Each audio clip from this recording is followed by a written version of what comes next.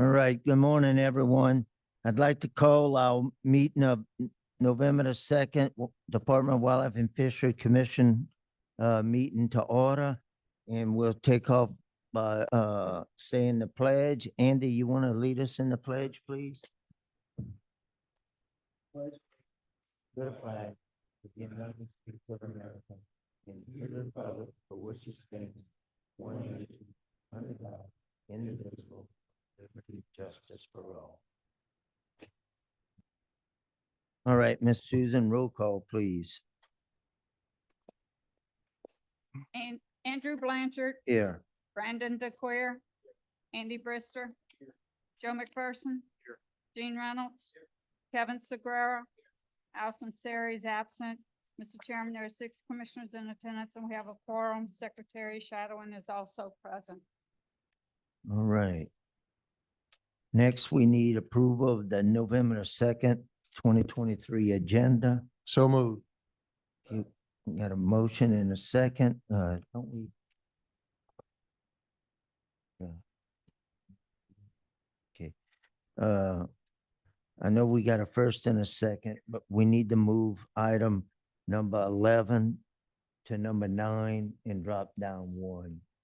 We all okay on it? Okay, all right. Miss Susan, if you note that we're gonna take item 11 and move it to 9. So we got a motion on the floor to approve the agenda. All in favor, state aye. Aye. No opposition, motion passes. Next, we have the adoption of the October 5th commission meeting minutes. Need a motion on that. Got a motion by Joe, second by Brandon. All in favor, state aye. All right. That goes on. We have commission special announcements and personal privileges. And Secretary Shannon has the floor.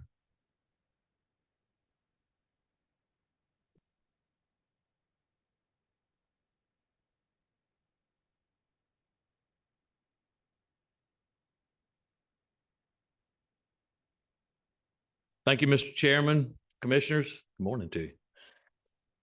Just a little update as we are entering into a transition of administration. All of our folks are working on the transition documents for the new secretary, whoever that might be, and the new governor. And we know who that's going to be. So we are working on that to meet the governor's deadline. I'm also making a list for the successor in this office on some things that we have ongoing so that he or she will be aware of where we are. Now, as far as a couple of announcements, the 36th Academy started Monday of this week. We have 25 cadets that are enrolled as of now. I had gone out along with the colonel and some other members of enforcement to address the cadets. We will see how that goes. They are in for a 6-month academy, is how long it lasts. Speaking of enforcement, at the annual CFLA conference that was held, this is November, right? Thanks. Held in October, the department was recognized as the recipient of the Silver Minaret Silver. Where are you, Ron? Diversity and Inclusion Award. This was out of all of the southeastern states and recognized the efforts of the Department of Wildlife and Fisheries in terms of reaching out to minorities, women, African American, Hispanics, and their hard work was recognized. Colonel, do you have anything you want to add to either the Academy or this? Oh, no, I was just going to say about the award. A lot of that was Lieutenant Ryan Fall and Sergeant Anthony Corner. We've been working hard to create some programs, recruiting and retention programs, internship programs and such it benefits everyone, but it certainly helps our department in its efforts to create some diversity and inclusion. And they work very hard. So I'd like to commend them, and I appreciate you mentioning it. Thank you. Yes, ma'am. Sure. Thank you. One other item on Tuesday, is that right, Patrick? November the 7th? Is that when we have the legislative oversight? Yes, Would you sir. kind of bring the commission up to date on that, please? Well, not a lot of detail other than the legislature called an oversight hearing to discuss the rule that you all recently passed. I'm sorry, that notice of intent that you all recently passed Right. to enact red drum regulations. So that will be held Tuesday, November 7th at 9:30 a.m. in hearing room number 5, which is on the House side. Just wanted y'all to be aware of that. Chairman, that's all I have. All right, thank you, Mr. Secretary Shannon. Anyone else with any commissioners? All right, with none being said, we'll go on to item number 7. We're here to recognize Corporal Blaine Wagner as the SHIAC Agent of the Year, and I think Mr. Lee Perez is going to do that presentation.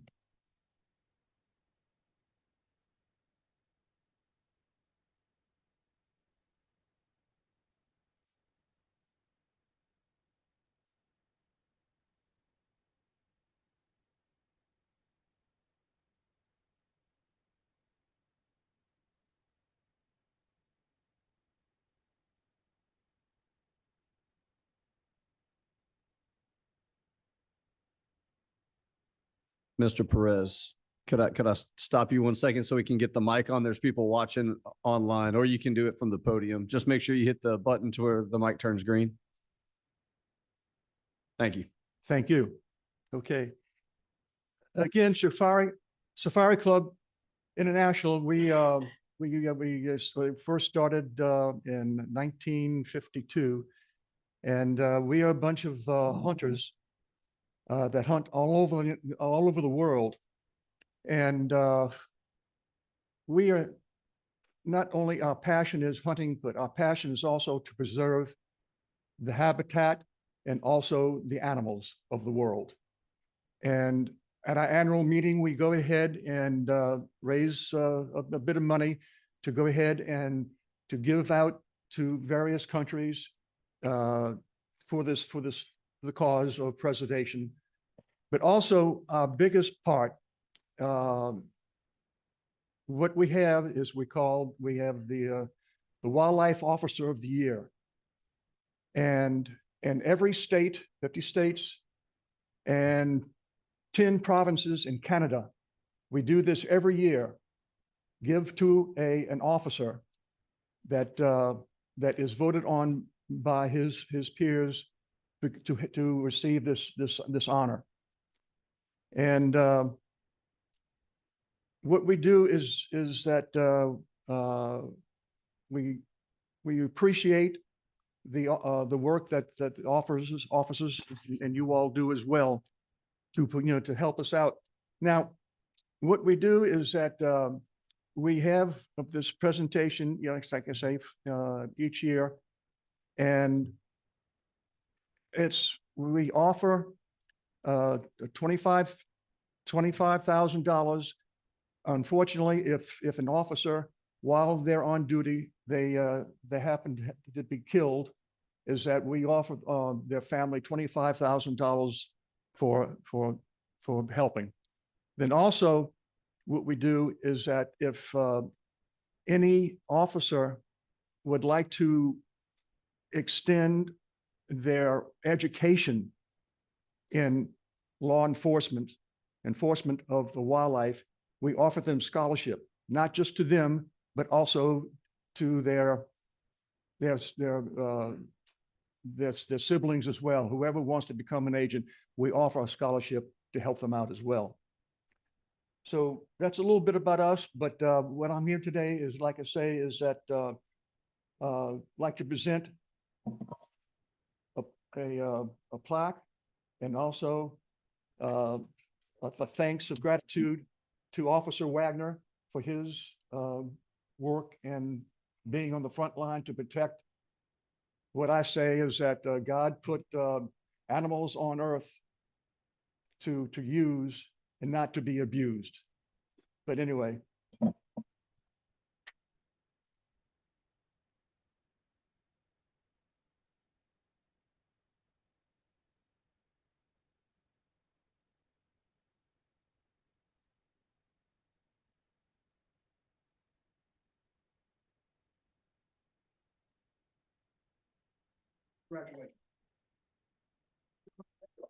Thank you.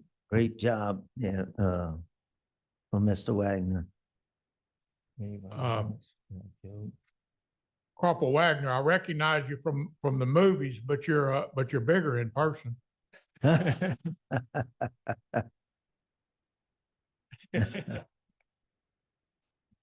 right. Moving on, Major Skinner, you have the floor next with the enforcement report.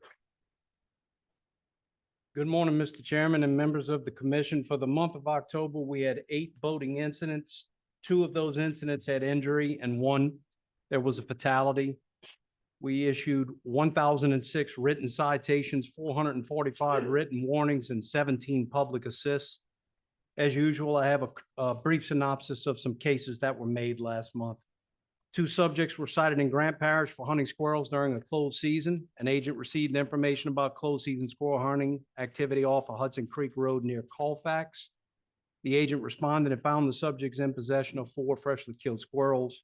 Squirrels were seized and donated to a local charity. The subject faces civil restitution totaling $81 for the replacement value of those illegally taken squirrels.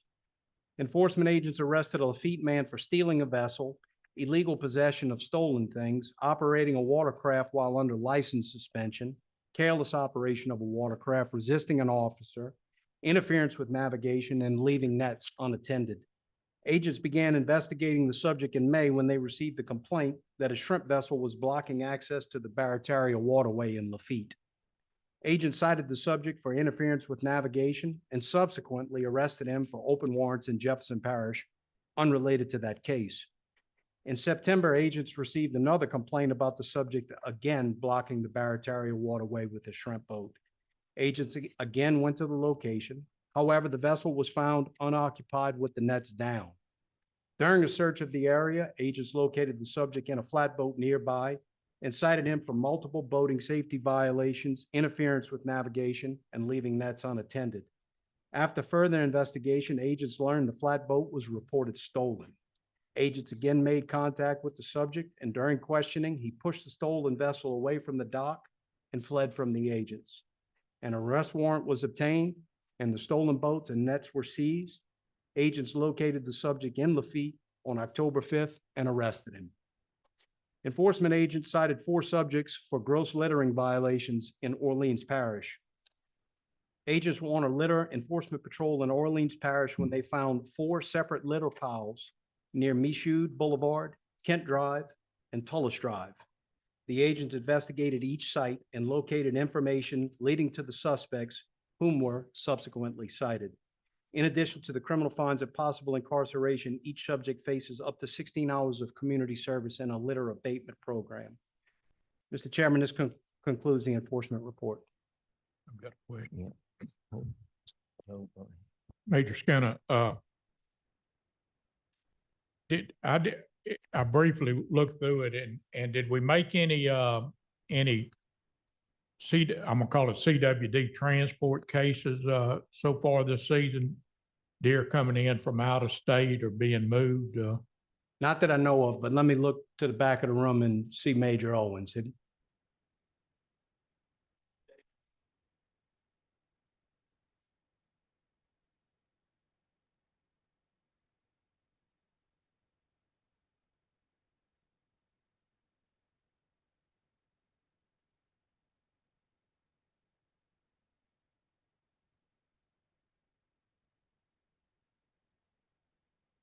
and y'all have some sort of emphasis, or your agents are looking for people coming in from out of state, with their hunting seasons having been open for some time? Okay. The only other thing, and I'm glad to see it, but the gross littering, we've got one with 12 gross littering, that's, Region 2. Is that a focus of emphasis for us, or why are we making so many littering cases when it doesn't seem like the other enforcement agencies are? Well, I'm hesitant to speak for other agencies, but we are in a unique position just doing our daily duties where we come across it pretty regularly. We have probably over the last 15 years, we have made it a priority for our agents to investigate litter piles. We go out of our way to do public service announcements and public education to let people know that we're out doing it. It's been a top priority of the last several colonels, and our colonel now, it's still a priority. So we're just there and we see it. And when we do, we go through it and we do everything we can to make a case. Thank you. Gene? In that same conversation this past month, one of your agents, Agent Francis from North Louisiana, Yes, sir. we have a well site on our property. And we went out there one day and somebody had unloaded a big truck of junk. And so he came, he saw it, he came and asked about it and tracked them down, and they had to go back and pick it up, and he did a good job with that. So that was a good thing for us. We certainly That appreciate you taking the time to mention it. So you will see that from time to time, agents in full uniform crawling around in a pile of garbage. We are not looking for items for ourselves. We're doing enforcement work. And my hat's off to the men and women that do that, because it's a nasty job.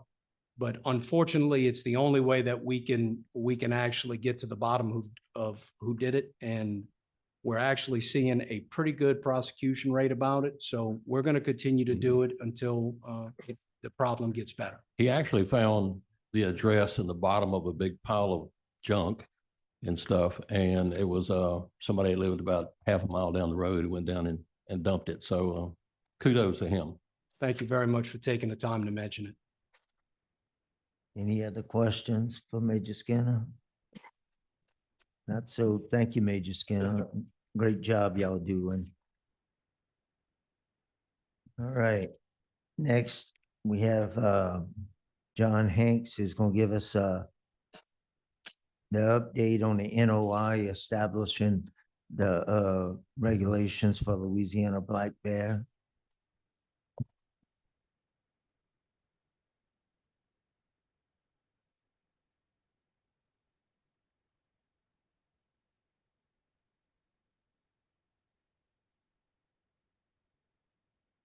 Good morning, Commissioners. I'm John Hanks, Large Carnivore Program Manager. I'm here to present the 2024 Notice of Intent for Bear Hunting Areas, Season Rules, and Bag Limits as requested.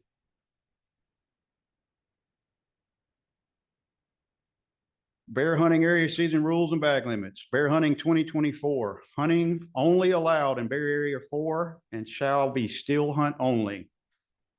This is our bear area maps that we looked at last month.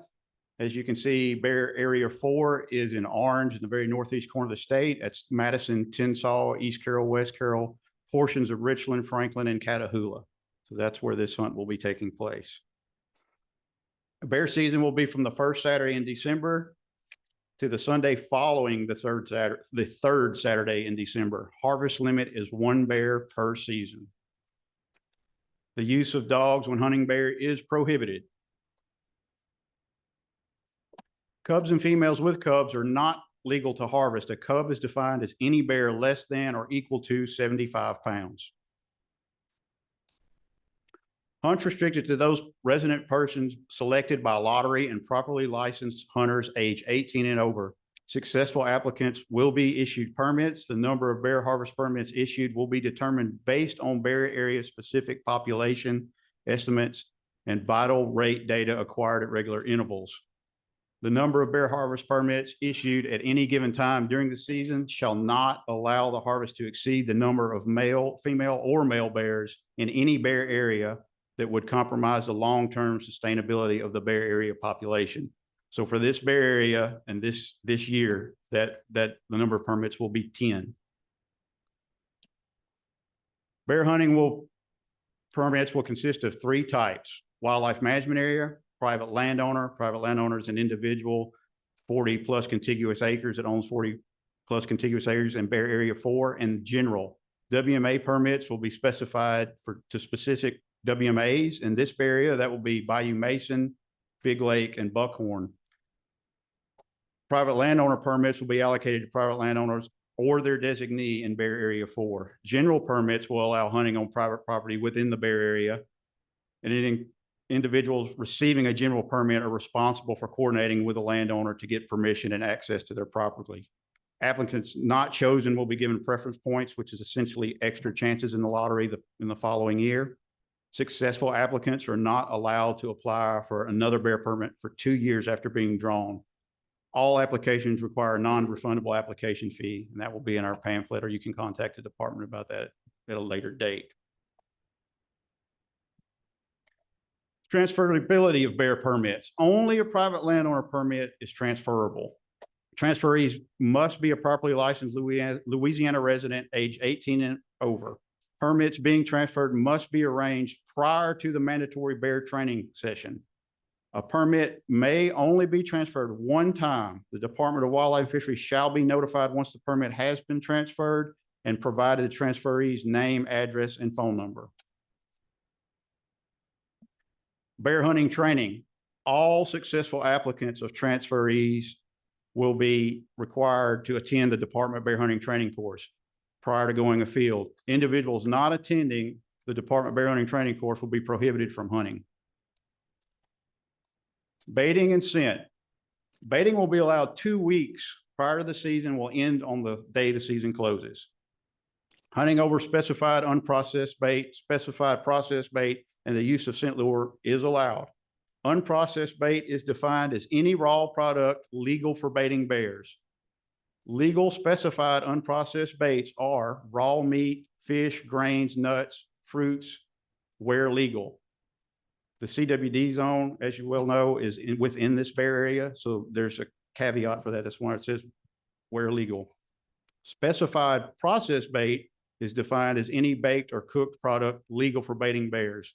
Legal processed baits are donuts and light pastries, honey buns, cinnamon rolls, muffins. Use of chocolate as bait or scent is prohibited. Scent lure is any non-food product that is used as a scent attractant and legal to use in Louisiana. Harvested bears must be tagged immediately upon harvest and prior to being moved. All successful bear hunters must immediately contact their designated department biologist to report their kill and schedule biological data collection. I'm not going to read this whole thing. This is the same hunter orange, blaze pink language that we have in our deer regs. It's exactly the same language. Deer season will coincide with bear season in this bear area, so that's why this is in here. Bear hunters will be required to meet those the same requirements as our deer hunters.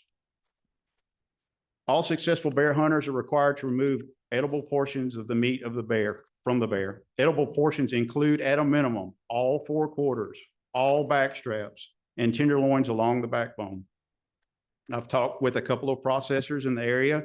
They're willing to process bears or excited about processing bears or donate bear meat to Hunters for the Hungry or needy people in the community. Methods of take. Bear may be taken with the following firearms, any of which may be fitted with a magnified scope. Centerfire firearms, 25 caliber or larger. Rimfire firearms, 30 caliber or larger. Shotguns, 10 gauge and smaller using slugs, all of which must be loaded exclusively from the breech. Rifles and pistols, 44 caliber or larger, or shotguns, 10 gauge or smaller, all of which must load exclusively from the muzzle. Use black powder or approved substitute. Only take a ball or bullet projectile, including saboted bullets. Bear may be taken by legal archery gear with a minimum draw weight of 30 pounds, including traditional bow, compound bow, crossbow, or any bow drawn, held, or released by mechanical means. All other methods are prohibited. Here is our Bay Area map again, just to remind everybody where those parishes are: East Carroll, Madison, Tinsall, West Carroll, portions of Richland, Franklin, and the very tip of Catahoula up there. That's where we're talking about. For public comments, here's my information. Public comments will be accepted through 4 o'clock on February 5th. And there's an address, email, and phone number for people to contact me. And I will take any comments or questions from the commission.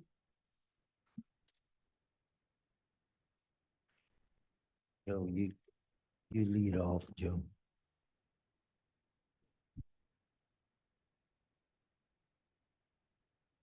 John, one of the questions that I heard was we don't have the number of permits in the NOI, but that'll be handled through the seasons and bag limits, I assume, and that's based on biological evidence. And even though you said there'd be 10, that would be subject to change if something happened, if you had a major flood or a hurricane came through or something, I assume. Certainly, and these limits could change yearly and from BMA to BMA because land use is different, land ownership is different. Just the number of people in a BMA or a number of a WMA. So what permits are issued and how many could change yearly within this BMA or any other BMA. And that's why it's not specifically. So this establishes a black bear hunting season for the first time in decades in Louisiana. And those specific questions of where you're going to be able to hunt bears, how many bears are going to be able to take and all those things will come up in the bag and seasons limits on an annual basis. Yes, sir. Thank you. And Yeah, I've got a couple of questions, but I also, when it comes time, I have an amendment to offer, and I think Brandon does too, but the couple of clarifications. One, when it says the resident person selected by lottery or properly licensed hunters age 18 and over, is that the time of application or the time of the season? I Could be believe that's different. time of application. Cole, do you have a?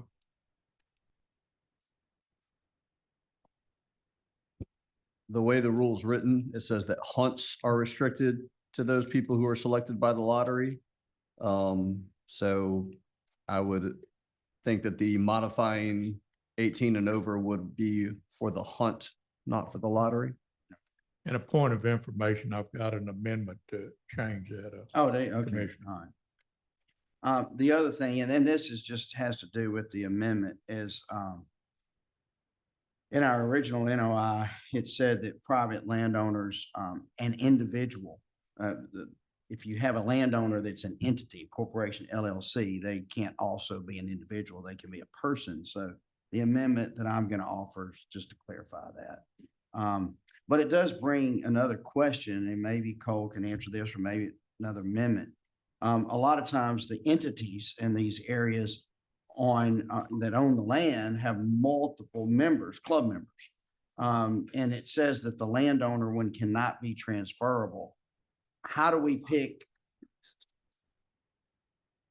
I'm sorry, if the permit is applied for by the landowner, like Trick or Treat LLC, all right. So it applies for the permit, but there's multiple members of that club called Trick or Treat. So how can they pick one person within that club? I mean, how's that? It's got to be transferable, but if the club got it, how do they handle? The proposed rule does allow for transferability of the private landowner permits. Okay. So the club could Okay. select the Okay. the person within, they could run their own lottery or however they choose to do it. So if that answers your question. Yeah, that's, I just want to make sure that was okay. The age is at the time of the hunt. Right, okay. any other questions? Can you explain to me how the lottery system's gonna work? Okay, so there'll be 10 tags and one will be for WMAs. And that would be to open to anybody meets the requirements in the NOI, 18 years old or properly licensed hunter, resident. They would get that, they would be eligible, if they win the lottery, they would be eligible to hunt on any of those WMAs in that bear management area. Same for a general tag. You could be a resident that lived anywhere in the state, didn't own any land. You win that lottery, you can hunt in Bear Area 4 on private land, but you're responsible for finding, your own place to hunt and working that out with the landowner. The other ones will be landowners within that BMA or their designees. So I assume anyone who wants to put their name into the lottery, they'll have a fee to pay to put that. Have we gone that far yet on what that fee is gonna be or will the department make any moving forward with, making money with this? So the rule does not, Tax system or whatever. Yes, sir. That we have on this black bear. the rule does not address a lot of application fee for the lottery. Additionally, I will mention that there is no specific bear hunting license that is out there. So under current statutory configuration, a basic hunting license would grant you the privilege to hunt bear during an open season. I anticipate that we will be bringing some proposed legislation to establish a bear hunting license, but there is no mention of lottery application fees in this rule. Certainly something that the commission could take up at this time if that's something y'all would like to do. All right, and then we're gonna only have one black bear per year taken? Is that what I understood? So per hunter, if you draw a lottery tag, Correct. let's say for WMA, and you successful, you can't have a tag transferred you and kill another bear. It's only one per hunter per year. So in one season, how many bears would be allowed? 10 bears. this year, per and year. this for this season and this BMA is 10. 10 bears, okay.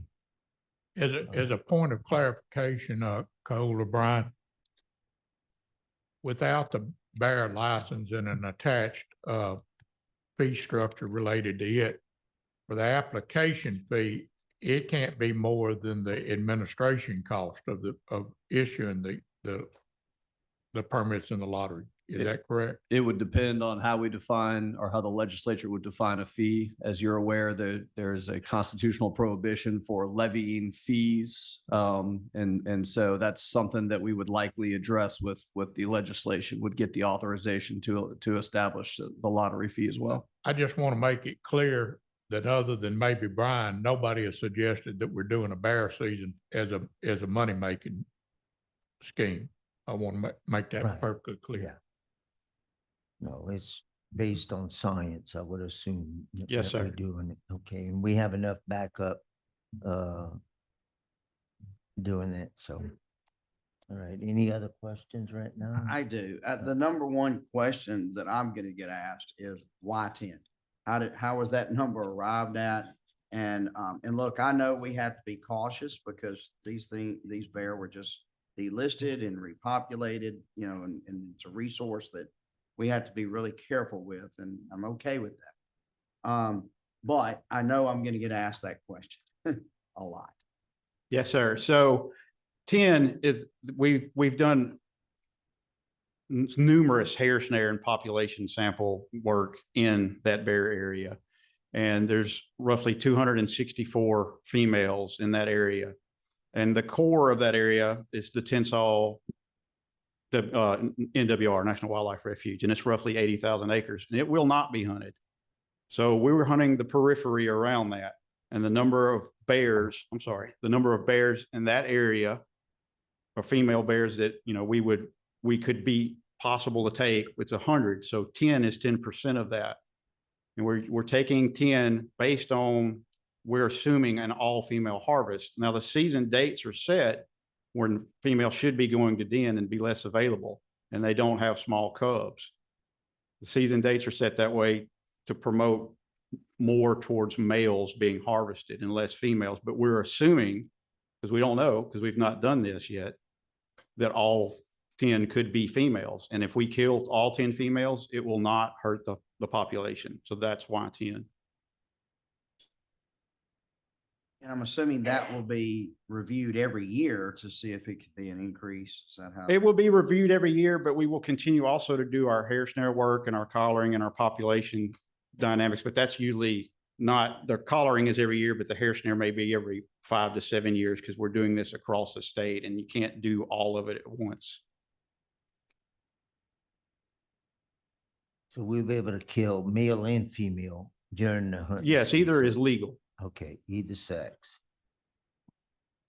but no females with cubs and no cub of any sex, and a cub is 75 pounds or less. Any other questions? Just before we move on to public comment, not Yeah. take anything away from the great work that John and his staff has done, but I want to recognize Maria Davidson, who was blessed enough to be able to spend a career bringing the black bear back in Louisiana in attendance today. All right. Thank you. All righty. Thanks, John. Next, we'll go on to public comment. We have several of them right here, and we're gonna ask each individual to limit what you have to say up to 3 minutes. We'll put the 3-minute rule in place because we have quite a few of them right here. So first off is Richard Kennedy III.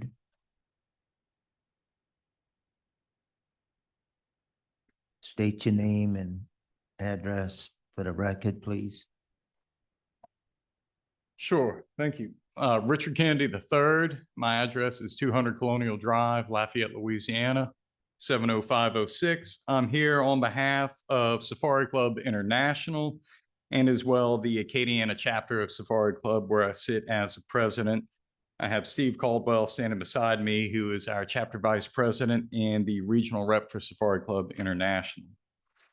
Gentlemen, thank you for the time and the opportunity for Safari Club and our chapter to provide some comments on what we just heard in that NOI. On a national level and local level through the Acadiana chapter, SCI has invested tens of thousands of dollars directly into black bear conservation here in Louisiana. We've donated GPS monitoring collars. We have funded rewards to combat black bear poaching. Most recently, we approved a $2,500 reward for the most recent kill. That was, I think, the last 2 or 3 weeks. In addition, we have defended the removal of the Louisiana black bear from the ESA list of the threatened species in 2 different lawsuits. One which was dismissed, that was filed in Washington, D.C. based on SCI's arguments and involvement in that matter. And we can proudly say that we are black bear conservationists. We look forward to bringing black bear hunters into this program and the necessary hunt as proposed in the NOI. I can tell you from both personal experience and through the reports of our 175 plus chapter members and those from this agency, the Department of Wildlife and Fisheries, that the black bear population is healthy. This is especially true in the northeast corner of the state in the Tensas River Basin, where the commission is considering this hunting season. We know that the bears are moving from their core areas into the surrounding areas, which are more populated by humans and less desirable habitat for the bears. We strongly support the commission's consideration of a hunt that would help manage the Tensas bear population and keep the bears within their core areas to reduce human-wildlife conflict and to increase the social tolerance of the bear population. I'd like to offer a few constructive comments on the NOI. First, we generally support the proposed structure, limiting the hunting area, the conservative number of permits that we anticipate will be proposed. We also strongly support the requirement for a pre-hunt training course that all tag owners would be required to attend. And our Acadiana chapter is more than happy to sponsor such an event, providing food, drink, space, whatever would be needed. We would be honored to participate in that, and we'll get with Mr. Hanks on that at the appropriate time. However, while we support a managed regulated hunting, the proposal could use a few tweaks. Specifically, we ask that the number of bear tags that will be issued be included in the NOI. That is consistent with practice in other states. We also request that the age restriction of 18 be removed. If a landowner draws a tag and wishes to allow a 16 or a 17-year-old hunter to harvest a bear, we don't think that the regulation should preclude that youth hunter. Furthermore, we ask that you consider describing the system for allocating of general permits as one of bonus points and not preference points. Speaking from experience, hunting in other states with these systems, we believe the NOI describes bonus points, which mean extra chances in the drawing, weighing it in favor of those who apply yearly. A true preference point system as administered in other states would preclude new applicants from ever drawing a permit. Last, we ask that you amend paragraph 12 to state that the edible portions be removed from the field and not from the bear. We believe that is the language's intent and is consistent with other states that prohibit the waste of game meat. Commissioners, we thank you for the opportunity allowing us to make these comments. We'll provide additional written communications before the public comment deadline. And again, Safari Club and the Acadiana chapter fully support the proposed hunt of the healthy and increasing Tensas River population of the bears. We look forward to working with both the department and the commission on this matter. Thank you. Thank you. You have a question? Mr. Chairman, I'm gonna direct this to Cole. The comment about the language suggestion about removing it from the field as opposed from the bear.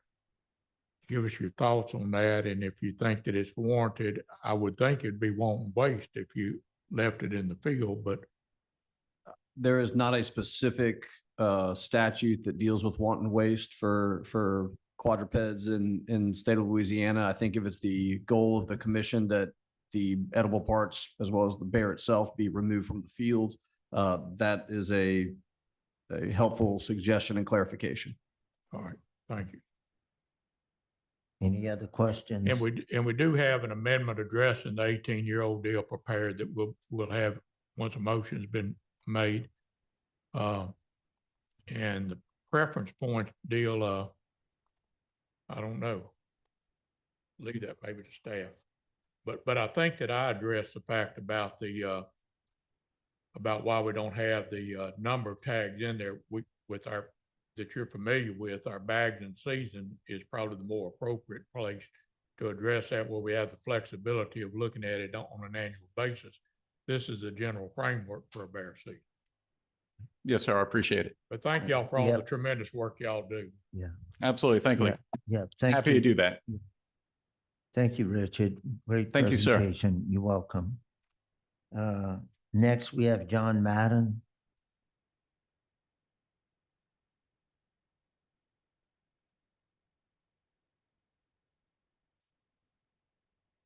Yes, sir. I'm John Madden, live in Minden, Louisiana. Number 100 United States Ford, Minden, Louisiana. And I'm glad to be able to speak before you today.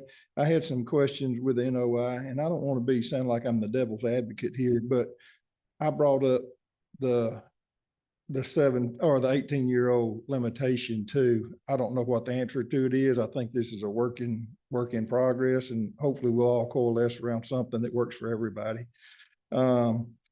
The WMA tags, the private landowner tags, and the general tags. My question was going to be, before the 18-year-old deal brought up, if I was a 17-and-a-half-year-old guy or girl in Shreveport, I didn't even know there was bears in Louisiana, hypothetically. Which one could I or should I apply for, or could I apply for all three simultaneously? Obviously, you wouldn't get drawn for all three, but could I apply? That's one of my questions. Obviously, the grain baiting, and because of the CWD limitations, but John stipulated that it does have where legal. So that question is kind of a moot point. The preference points, I don't understand preference points. Don't jump on me for that. I heard it said one time, if you were a 40-acre landowner or larger, you could apply. But some people say, and not a lot, maybe, I own 2,000 acres. Do I get 2,000 preference points, or do I get 50 more preference points, or do I get any more preference points? But then you go to splitting hairs. Well, I claimed I had 2,000 acres, but I only have 300 in BMA 4. The rest of mine are south of Freeport. So it gets hard to say on claiming preference points. I assume there are no non-resident tags. That's just a statement.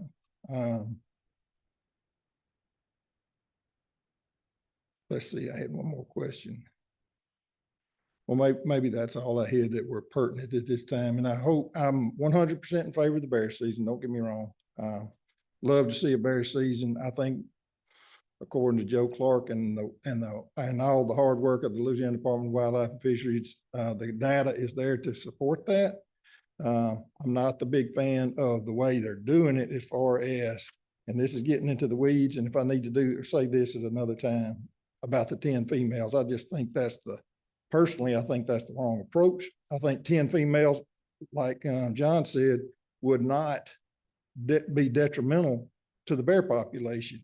But just knowing hunters, knowing anti-hunters, or thinking of knowing anti-hunters, they were for targeting male bears, or no bears, but particularly male bears, and just blanketly allowing 10 female bears to be killed. There's a different way to do that. I'm not here to advocate one way or the other for it. I just like the male bear, targeting the male bears. They're old, they're up there dying.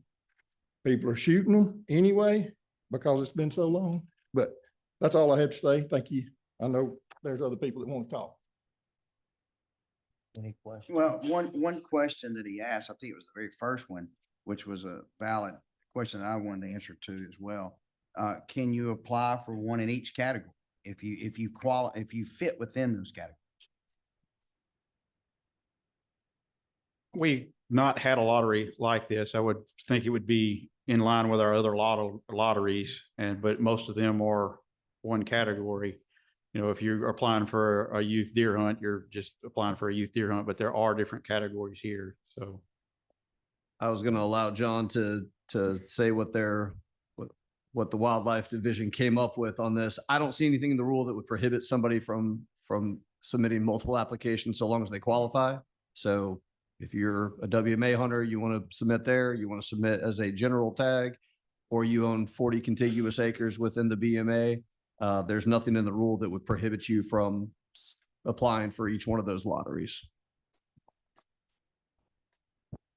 Could you get more, could you be drawn could you bingo and get three tags? The way the rule is currently written, you can only an individual can only kill one bear per season. But I got 3 tags, even though I can only kill it one. would certainly make sense to amend it to say that it's 1 bear per permit per There you season. go. That's a good idea. Or of course, like we mentioned, the landowner tags are transferable. So if you were happen to draw twice and you wanted to transfer it, you could. Understood. Oh, wait. And let me clarify something here, because the lawyer in me's coming out, I'm sorry, and it probably is getting way too far in the weeds, but you take that example I gave you before, where a hunting club is formed as an LLC and they have 20 members. That hunting club applies for a permit, and of those 20 members, someone then says, okay, I'm going to apply as an individual. Well, then, yes, that individual in that hunting club shouldn't be able to kill 2, but that hunting club should not be precluded from another individual in that club just because I happen to be, or somebody happens to be a member like that. In your scenario, the natural person, the member of the hunting club has applied for as a general lottery and has been selected. The juridical person, the landowning LLC, has been selected for the private landowner. And so the hunting club would not be precluded from receiving that, even though one of their individual members was selected. I just want to clarify that. Yes, sir. Cole, would the individual be precluded from having it transferred to him and having 2 permits? The way the rule is written, you have limited harvest to Right. one bear per person per season. Thank you. If there's an amendment to make it 1 bear per permit, you could have somebody buy all 10, I suppose, and kill all 10 bears, but that is not the way the rule is written. Any other questions? All right. Moving on, we have Harold Schrader that wants to speak.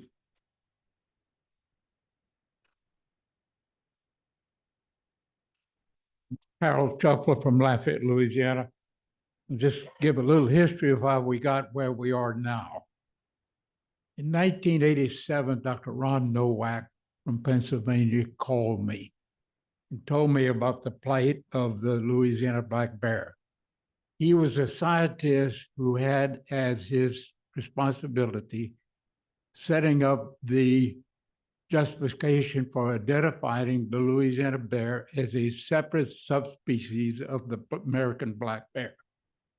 His difficulty was that he needed 5 male skulls to finish his research. And that took him 5 years to get. He realized that you guys were running a hunting season where everybody that had a deer hunting tag, big game hunting tag, could kill 1 bear in a 9-day season in 9 parishes. His best estimate of what we had then was 200 to 300 bear. And he'd spent 5 years all over the state trying to get a hold of these male skulls. He got most of them from the area around Ledge. And he asked me to file a petition to list with the Endangered Species Program, which I did. I didn't know a damn thing about filing a petition, but I got several samples and put it together. Included in the petition was critical habitat in 13 parishes.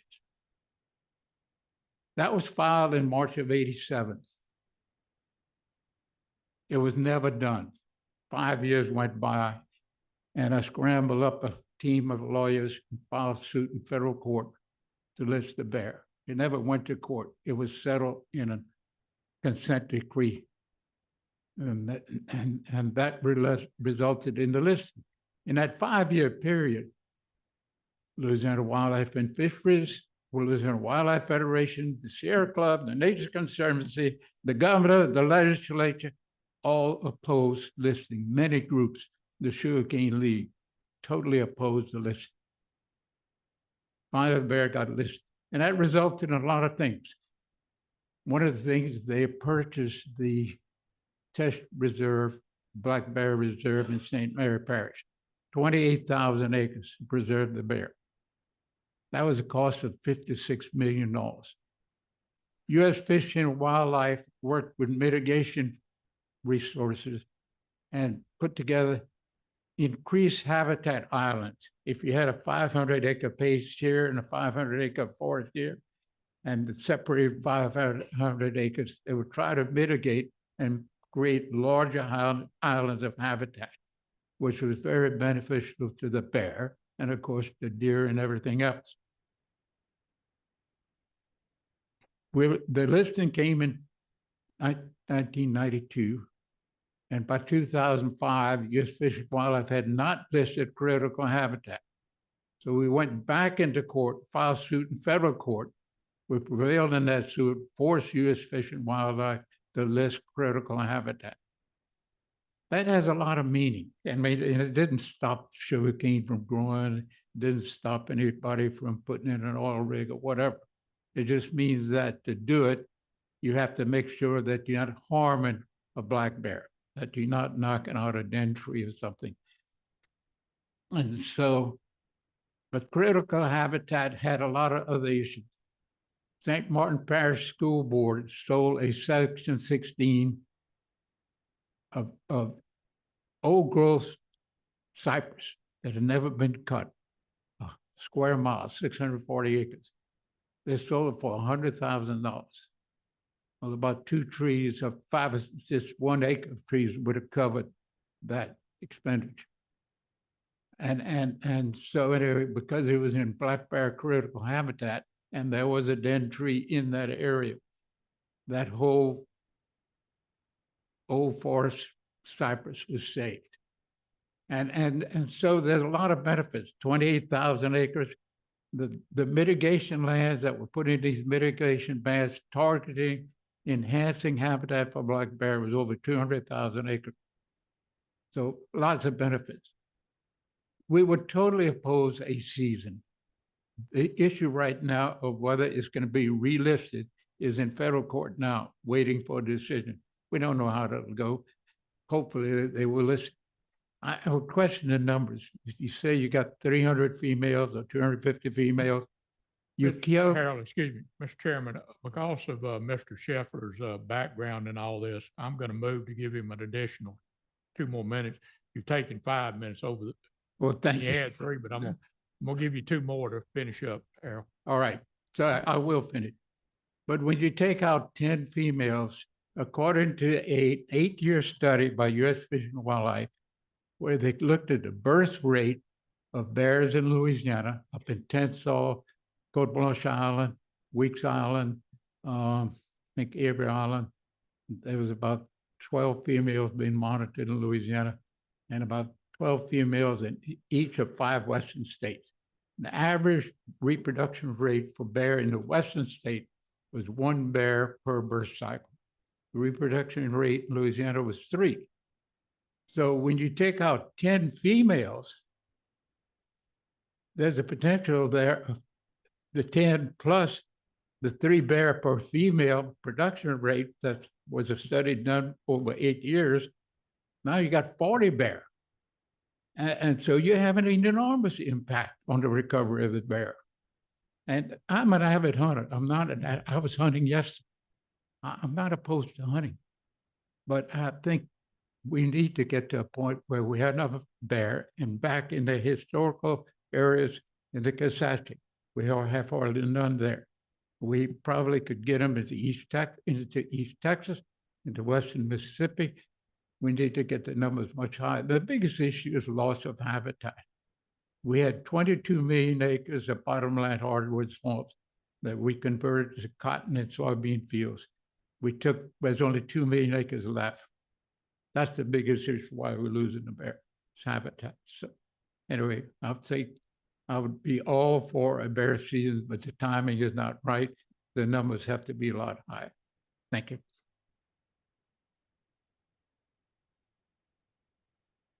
See, are you in favor of a bear season or oppose? I definitely oppose the season currently, and the goal is to get it where we have populations in enough areas that you're not going to risk the recovery of the bear with a hunting season. And the numbers were astonishing. So if Dr. Nowak's numbers were 300 back in 1987, when it was delisted, the best count we had was about 700 in 2016. All right. And so maybe we have 1,200, but the biggest issue, as the population gets too high in one spot, they should be moved into Kisatchie and a lot of areas that could have them that don't. All righty. Thank you. Thank you. Next, we have Maria Davison.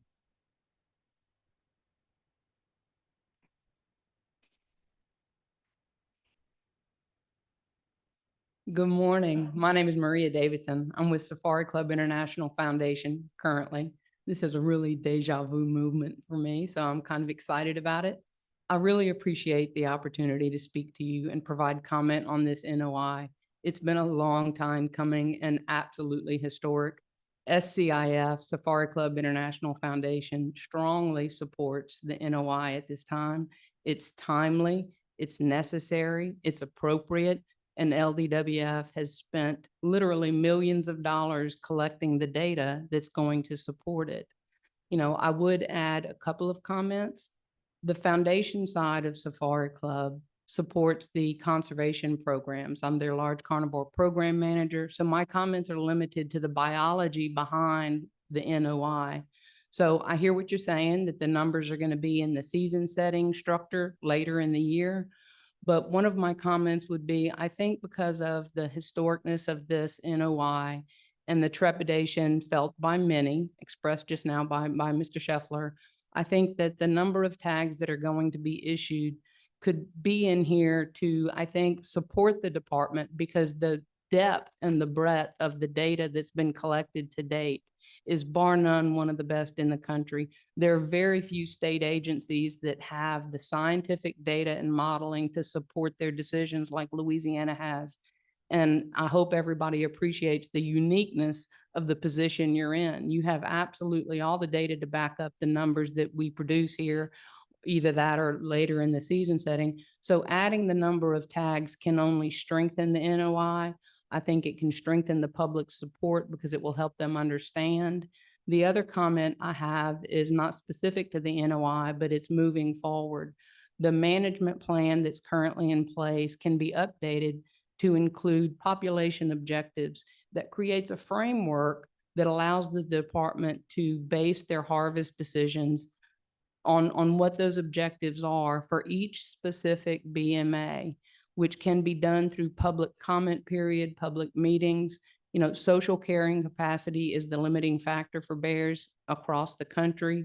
So understanding what your social acceptance is in each BMA, it can be slightly different even within the state.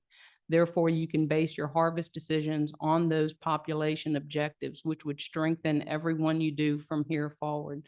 Again, I really appreciate this time, and we strongly support an NOI at this time. Thank you. Thank you. Any questions? No questions, so thank you.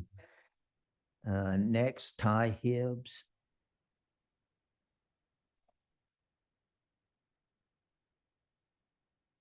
Oh, okay. I'm sorry, Ty.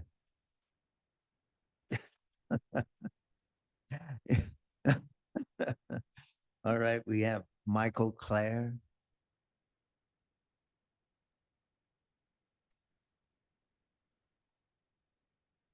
Thank you. I'm Michael Kerr. I'm formerly a lifelong resident of Louisiana, but I'm now in Florida where my grandchildren are. I have been involved with not only the bear, but the purchase of wildlife, of the habitat in which it lives, going back to when the Tensaw Conservancy Coalition first led to the purchase of Tensaw River Wildlife Refuge and ultimately Big Lake Wildlife by Governor Edwards. I was instrumental in the listing of the bear. I'm a member of was a life member of the Black Bear Conservation Committee, which actually led to the cooperative funding and resources that led to this excess of bears in Tensaw Parish. I was instrumental also in assuring the people in North Louisiana that the listing of this endangered species was ultimately not going to interfere with hunting. Y'all may have forgotten, but the bear was listed while the spotted owl controversy was raging. And it was Murray Lloyd, a previous conservation chair of the Delta chapter of Sierra Club, unlike the National Sierra Club, who was also in the Forestry Commission of Louisiana.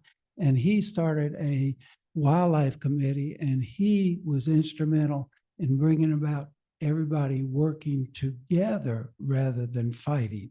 And that's what led to where we are. As far as I'm concerned, the bear was delisted because leaders in Washington, D.C. wanted a victory for the Endangered Species Act to be paraded by the next president of the United States, who everybody in Washington, D.C. at that time knew was going to be Hillary Clinton.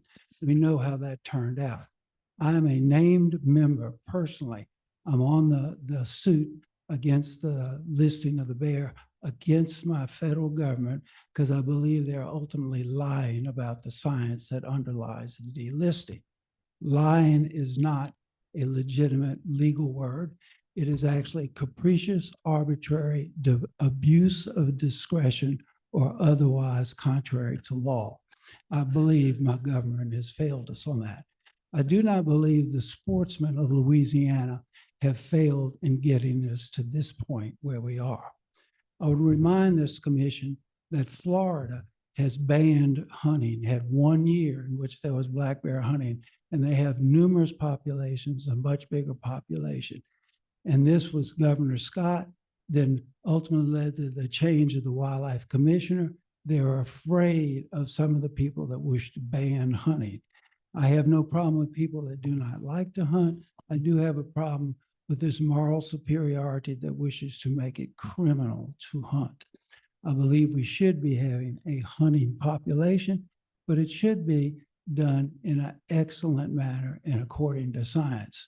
Louisiana Wildlife and Fisheries should not apologize for leading the nation in the restoration, not only of the alligator, but leading that the alligator is also a commercially viable species.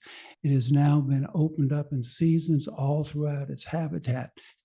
Possibly Delaware and North Carolina don't have it, but in most cases, that's it. Louisiana has led the nation in people eating alligators, whereas Florida led the nation in alligators eating people.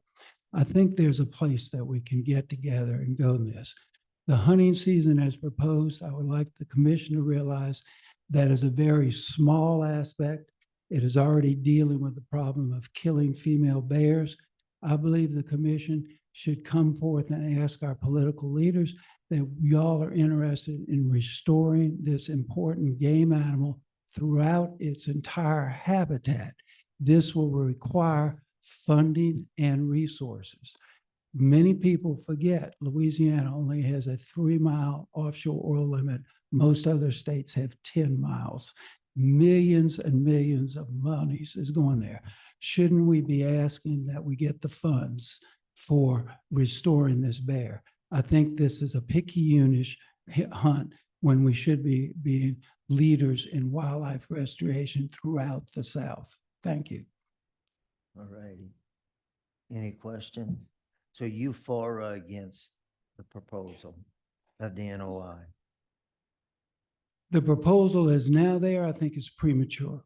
I'm not opposed to hunting. And in fact, as I said from the beginning, even at the beginning of the black bear conservation, we put that a recovery of the bear required a viable huntable population was necessary for the recovery of the bear. I think this is excessive, and it also is, has been mentioned, unlike with turkeys and turkeys and deer, where we preserved females to get the restoration.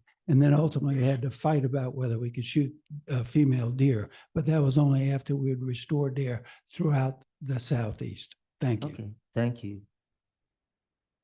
Next, we have Dean Wilson.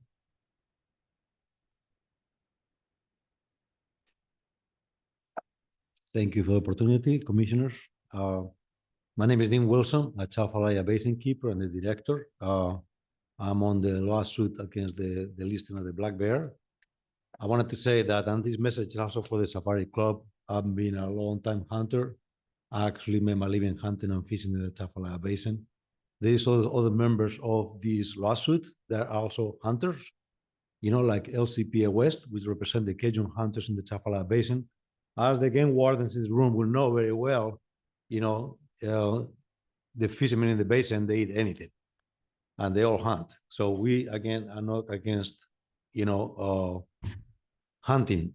But we are against what's happening here with the Louisiana black bear. The history of the Louisiana black bear, Louisiana Wildlife and Fisheries, and the U.S. Fish and Wildlife Service are not the good guys. The bear was listed and saved thanks to lawsuits, because the Wildlife and Fisheries have an open season, and the U.S. Fish and Wildlife Service refused to protect the bear. Actually, also the critical habitat was issued only after a lawsuit, to do that. So it's been a fight with our agencies to protect the black bear, and it's a fight even till today. The security on what's going on with the black bear continues today. We asked for the monitor reports. We asked for specifically for the population on the different areas of the black bear, the lower Atchafalaya, upper Atchafalaya, Tensas River Basin population. We've been asking it out for over a year ago. Obviously, the Safari Club knows the numbers.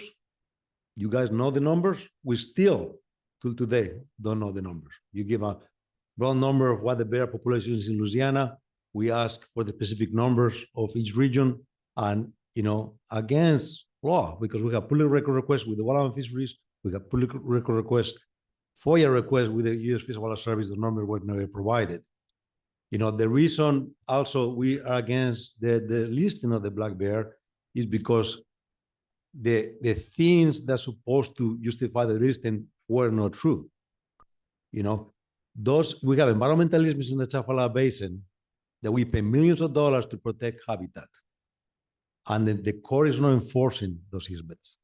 You know, you can Google Earth on the banks of the Chafalaya River, they have a mansion in there with ponds, with, you can see the crosses of clearings to the forest on easement land that used to be critical habitat.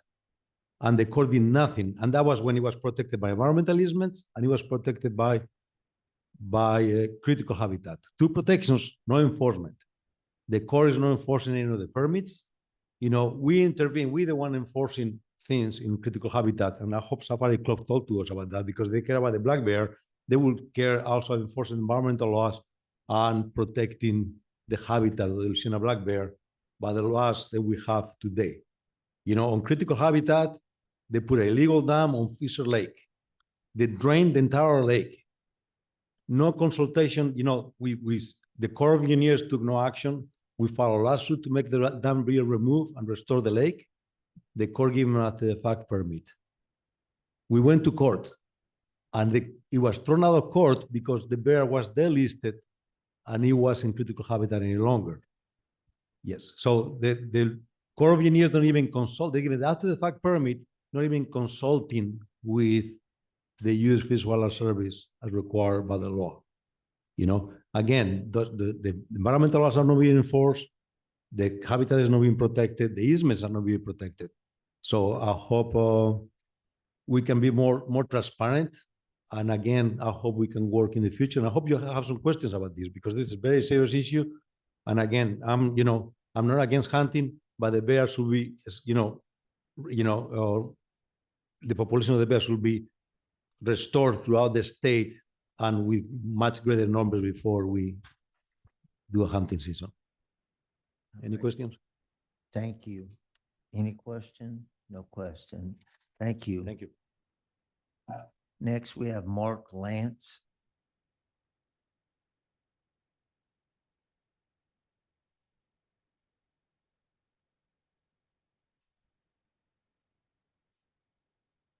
Thank you, Mr. Chairman and Commissioners, for allowing me to speak before you this morning. My name is Mark Lance. I'm the Senior Coordinator of Southeastern States for the Congressional Sportsmen's Foundation. In my role, I work closely with the state legislative sportsmen's caucuses all along the Gulf Coast, including here in Louisiana with the Louisiana Legislative Sportsmen's Caucus. One such leader of the Louisiana Sportsmen's Caucus, Senator Stuart Cathy, as you know, has been extremely involved in this issue, and I just want to take a second to thank him for his leadership on that, as well as his leadership with the caucus. I'm standing before you today to express CSF support of the Commission's efforts to bring a black bear season back to Louisiana. The Department of Wildlife and Fisheries, as well as its commission, as you know, is the best entity equipped to address fish and wildlife management issues within the state. Wildlife management decisions should be made based on the best available science and never emotion. As your department has relayed, the conservation efforts that the state has put into place since the 80s has resulted in a successful rebound of black bears in Louisiana and resulted in the delisting of the Louisiana black bear from the Endangered Species Act in 2016. The science that your department has presented supports regulated harvest in Bear Management Area 4, where there are ever-increasing reports of human-bear conflict. Reestablishing a season on black bears gives them additional value to the public, which helps in keeping their populations balanced on the landscape well into the future. As we all know, when it comes to human-wildlife conflict, especially when it comes to bears getting into deer feeders or bird feeders, et cetera, and becoming habituated with humans and human dwellings, then the bear ultimately is either put down or relocated. Hunting can maintain the population at a level where it minimizes human-wildlife conflict. And the department can work within the guidelines that you will hopefully set forth with this NOI to allow hunting as the most desirable method of balancing black bear numbers within their available habitat here in the state of Louisiana. The success of wildlife conservation in Louisiana, as well as across the country, depends on dollars generated by hunters and anglers. Sportsmen and women in Louisiana contribute over $40 million annually to conservation efforts through the American System of Conservation Funding, whether it be the purchase of hunting licenses or the federal dollars that are brought down through the Pittman-Robertson Act. This funding for the LDWF is directly supported the restoration of the black bear in Louisiana. Therefore, hunters in the sportsman's paradise should be afforded the opportunity to pursue a species in which their conservation dollars played a part in that species recovery effort. Thank you for allowing me to comment on this issue, and we look forward to continuing to support you all as you move forward with this NOI. Now, here's a bonus question, and there's a prize if you get it right. Which state legislator created the Louisiana Congressional Sportsman's Caucus? It wouldn't happen to be you, would it? I can't remember, so long ago.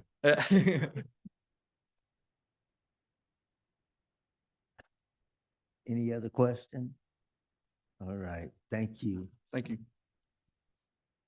We have one other speaker, Roger Peak, but he doesn't want to speak, but he's against the proposal. Just for the record, that's all. And that's all our speakers that we have, unless someone else wants to pull in a card real quick, but Could I? Sorry.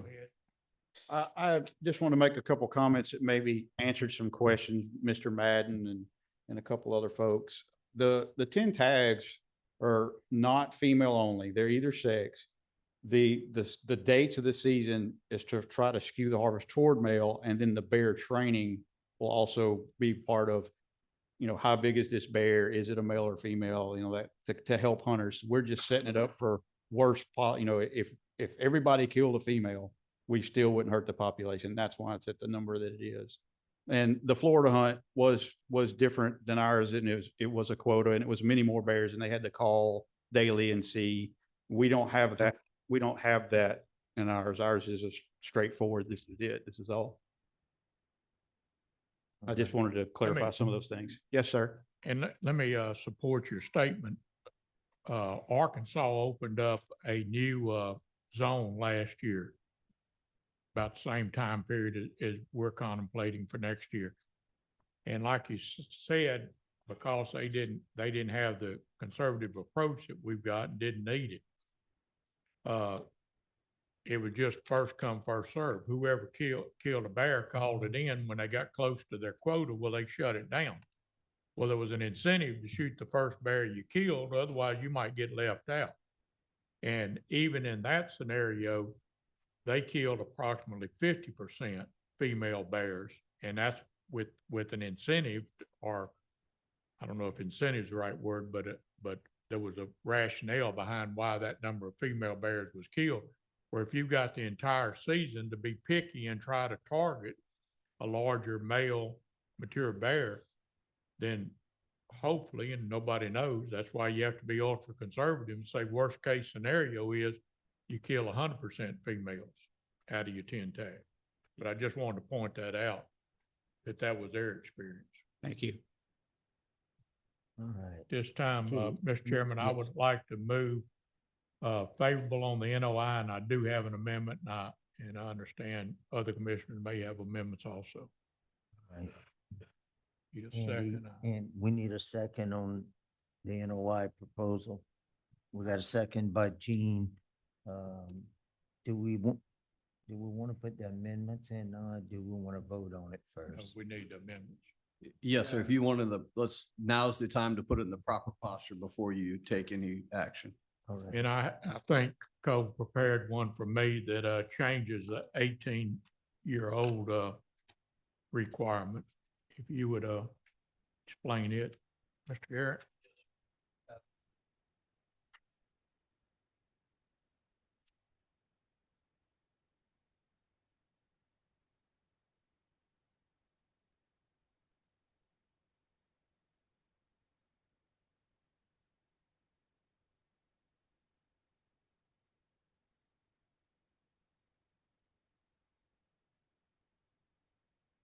All right, members of the commission, Commissioner McPherson had asked me to draft up an amendment to deal with the proposed restriction to 18-year-olds and over. So I would draw your attention to the highlighted portions beginning in section 109A5. So what it will now read is that bear hunting is restricted to bona fide resident hunters who are properly licensed, hunter safety certified, and selected by lottery. So that would remove the restriction of 18 and older.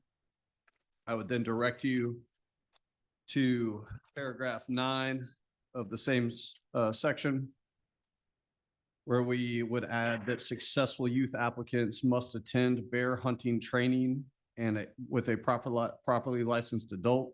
The adult attending the training is responsible for supervising the youth during the bear hunt and must be within arm's reach or within the same stand or blind as the youth. Just one question. Is youth applicant defined somewhere? Or do we need to define youth applicant as being under 18 years? The Title 56 defines the youth. So it defines it. I would move the adoption of the amendment if there's no discussion. I'll second. We got a first and a second on the adoption of the new NOI. Any discussion on it? No To be clear, the motion was to adjust the proposed notice of intent to adopt this amendment and put in the posture. It's not to actually adopt the NOI. Is that correct? Correct. Yes. That's, so for purposes of amending our technical amendment, so to speak, paragraph 6 of the NOI, where it talks about private landowner permits will be allocated to qualifying private landowners. If we could insert lessees and or their designees. Did we adopt the amendment we were on? I'm sorry. We've got a motion and a second Oh. right now on the youth hunting amendment. Let's go ahead and dispose of that. Sorry, I thought we had already did it. So just call for So the, we can call for a vote. you've got a right now? motion and a second. Okay, Miss Susan, I'm gonna ask for you to do a roll call vote Is on there it. any Oh, objection to the Yeah, amendment? any objection to the motion? No? No. No. All in favor, state an aye. Aye. All right, Miss Susan, then I'll go ahead and ask for a roll call, vote. It sounds like it Yes, unanimously we don't passed. need it. No, sir. So we, motion passes, well, it's on the new NOI. We also have one speaker that came in late, Steve Codwell, and he was in favor of the proposal. I apologize that you didn't get up here to speak, but, motion passes. So, Mr. Chairman, So- procedurally, where you're at now is you've adopted the amendment that Commissioner McPherson has to remove the restriction for 18-year-old hunters. The NOI has not yet been adopted. You've Okay. just put it in that posture, and Okay, I believe Commissioner DeQueer has another amendment that Well, he's. and I think Commissioner DeQueer, I almost called you Brandon, I'm sorry. I think if I can offer mine and then it needs to be included in mine or amend mine. I'm fine with that. All I simply Yeah. want to do is make sure that we capture lessees in the private landowner. Yeah, piece. I'm If with you want you. to add that in. And I agree with. Then I'm fine with that. If you want to state chairs, I just didn't know if we were all doing them separate and apart. Yeah, so if you would, well, I guess I need to offer my amendment and then get a Right. second and then have him explain. And then we Yeah. can, So in the same copy that I passed out to you containing Commissioner McPherson's amendment, in the non-highlighted portions that are red, beginning in 109A6, it would replace paragraph 6 and break it into two parts. The first is discussing the various permits. It breaks it down into subsections where you have a WMA permit, a private landowner permit, and a general permit. The private landowner permit is further defined that it will be allocated to qualifying landowners or their designee in bear area with an open season. And to qualify a private landowner, as a private landowner, applicants must provide evidence of qualifying acreage, which is 40 or more contiguous acres within the BMA, proof of ownership and payment of property taxes within the bear area for which they apply. And then we would break out a second paragraph 7, discussing the lottery. That reads as follows: permits shall be only issued by lottery. Applicants shall apply to the department on department approved applications prior to each season.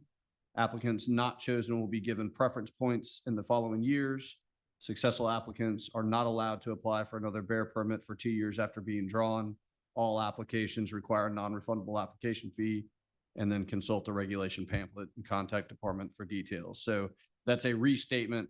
It just breaks the permits and the lottery into two separate sections for clarity purposes.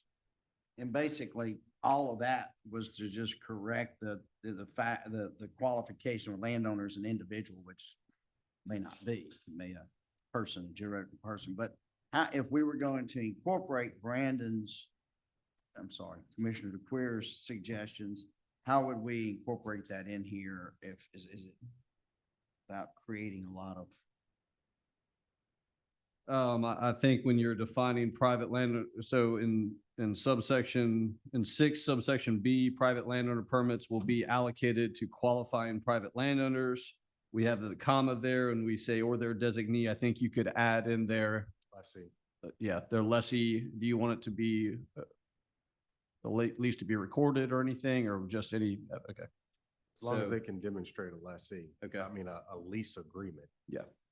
So we would add their lessee Or designate. or their designee. I'm confused now. If the landowner is got to be the applicant, is that correct? With the proposed amendment, the lessee with a lease that grants them that right, the department would accept that to stand in the shoes of the landowner, as I assume what. Are we sure Commissioner- we want to do that? I lease my land for what? I've got a deer lease on it. I've got oil lease on it. What I have on it, and as a landowner, do I want you to give the right to kill a bear on my property because I granted some form of lease, unless you're going to really clarify that? So I think it ought to be the landowner that controls that, and his designee could very well be his deer lessee.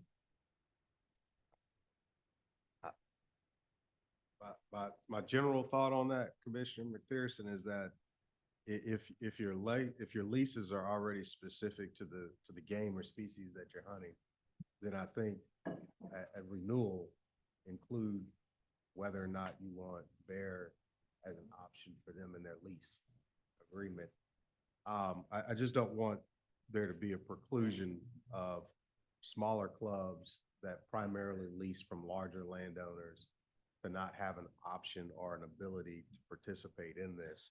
Because if we're talking 40+ contiguous acres, you're now starting to get to the smaller hunter that may want to try and participate through either having leased from a larger landowner or a larger hunting club where they've cut out a smaller section. In my Maybe I just experience, don't understand, but it's still the landowner that's got to make application. Sure.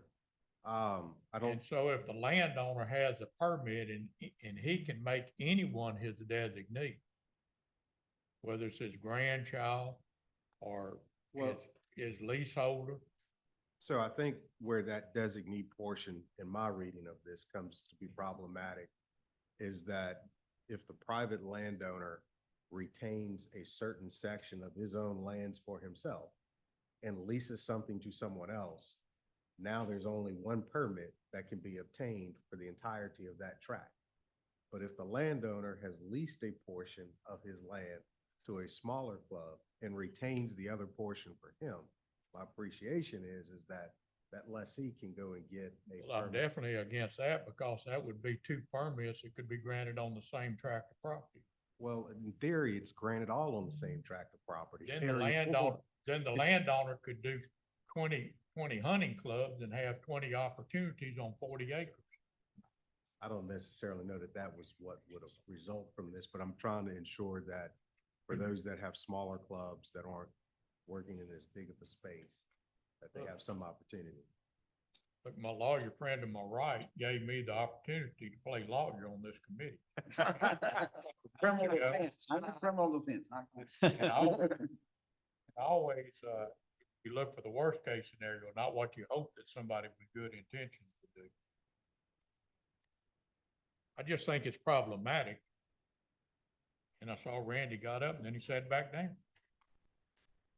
While he's coming, I'll offer, I think, how my office would handle such an application. If this amendment is adopted as proposed and it's the landowner, the lessee, or their designee, a lessee with a lease that conveys the right to hunt bears, general hunting lease, a specific hunting lease for bears, we would allow them to stand in the landowner's shoes in that regard, and they would be the sole applicant for that parcel of property where the lease covers it. So the idea of double dipping the underlying landowner providing the same application for the same acreage, we would say, no, this property has already been applied for because you've conveyed those rights. But the NOI is gonna say landowner, Lessee lessee. All or. right, now how or do its I designee. qualify that the lessee has got that right to apply for a bear permit over the thing unless they're both gonna be able to apply? Yeah, and again, we would have to see the lease and see which rights and privileges are conveyed and make sure that they in fact do have the rights to hunt bears within the property. Do you have to put that? You would need. to put That in is the- how I would interpret someone's lessee, and you can't just sign up for the lottery and say, I'm the lessee of Joe McPherson. You're gonna need to provide us with evidence of the lease and what rights have been conveyed in it. That doesn't need to be said if you're gonna do that. We can certainly lay that out further down where we talk about what you need proof of ownership, payment of property taxes. We could put or lease conveying rights to hunt bears on the property. If you think that makes it more clear. And so I think when you put lessee in there, where you messed it up. Jim, go ahead. Let me give you a situation and then you decide, Cole, how this would go down. Okay. Let's say that, I'm a guy that lives Shreveport and I'm with a bunch of other guys, but we don't own any land, but we lease it from Barton Timber Company. And, 1,000 or so acres. And how would that be, taken care of through the legal channels as to who has to apply, who gets it, how is it distributed? I mean, that's just an example of, I think that's what Brandon's talking about. You got a lot of guys that don't own any land, but they lease it. And Correct. mainly from timber companies. Yes. So So- how would that work? In that scenario, the lessee applies for the lottery and they provide us a copy of their lease. The lease conveys privileges to hunt. Let's just say it's a general hunting lease.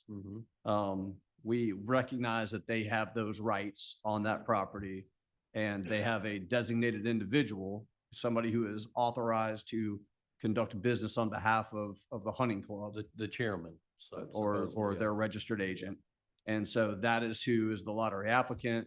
We recognize that property has now been submitted as part of a private landowner permit application. And that acreage is now taken out. So were the timber company coming to apply, they've already designated, they've granted they've leased out the hunting rights for that area. So they would not be the proper applicant.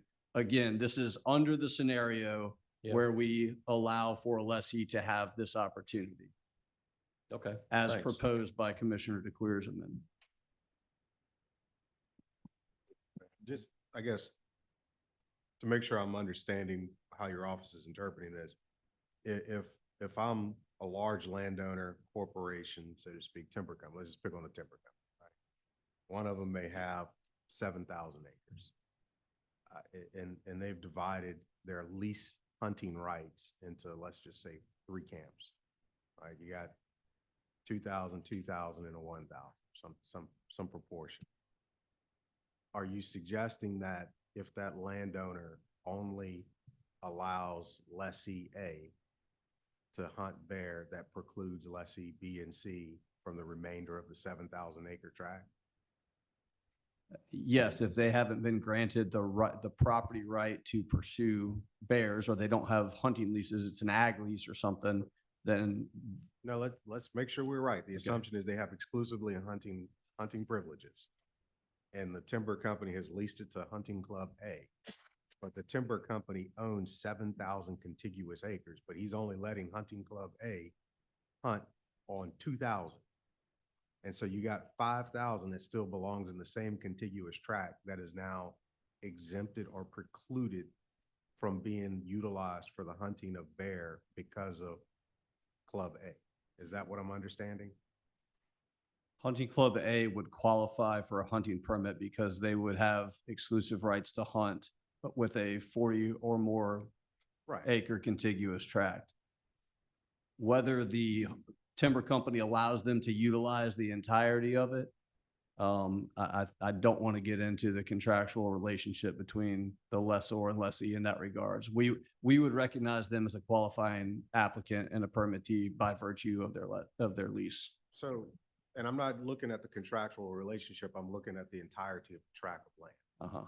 So if the tract of land that timber company owns is 7,000 acres and only 2,000 of it is leased to A, and it's a defined 2,000 with boundaries and survey, and then you got 5,000 that's not being utilized by A, but timber company tells A, sure, you can go ahead and apply for a bear lease. Does that exclude the other 5,000 acres from being utilized, and or does it exclude Hunting Club B and C from making a permit to hunt on the remaining 5,000? I'll answer your question in two parts. First, it does not preclude, because these, I'm not trying to be dodgy with your questions. What we're looking at here is whether you qualify to receive a permit.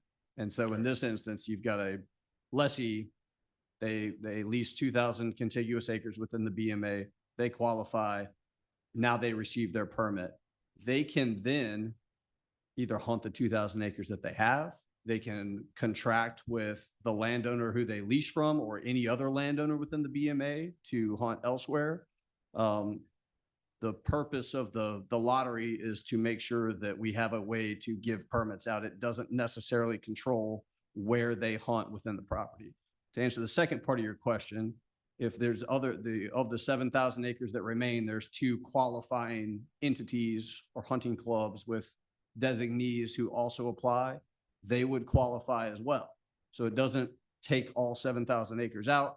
There are 3 qualified applicants for the lottery under your scenario. Where they end up hunting and potentially harvesting a bear, they are not bound by the acreage that their lease is even on. They can go to the landowner here today and ask him if they can hunt on his property, and they can contract that way.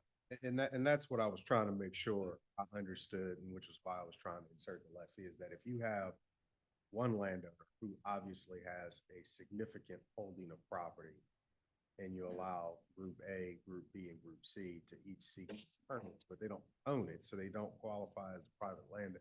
Just trying to make sure that the entirety of that tract isn't excluded by virtue of the person not having the access to it. Yep.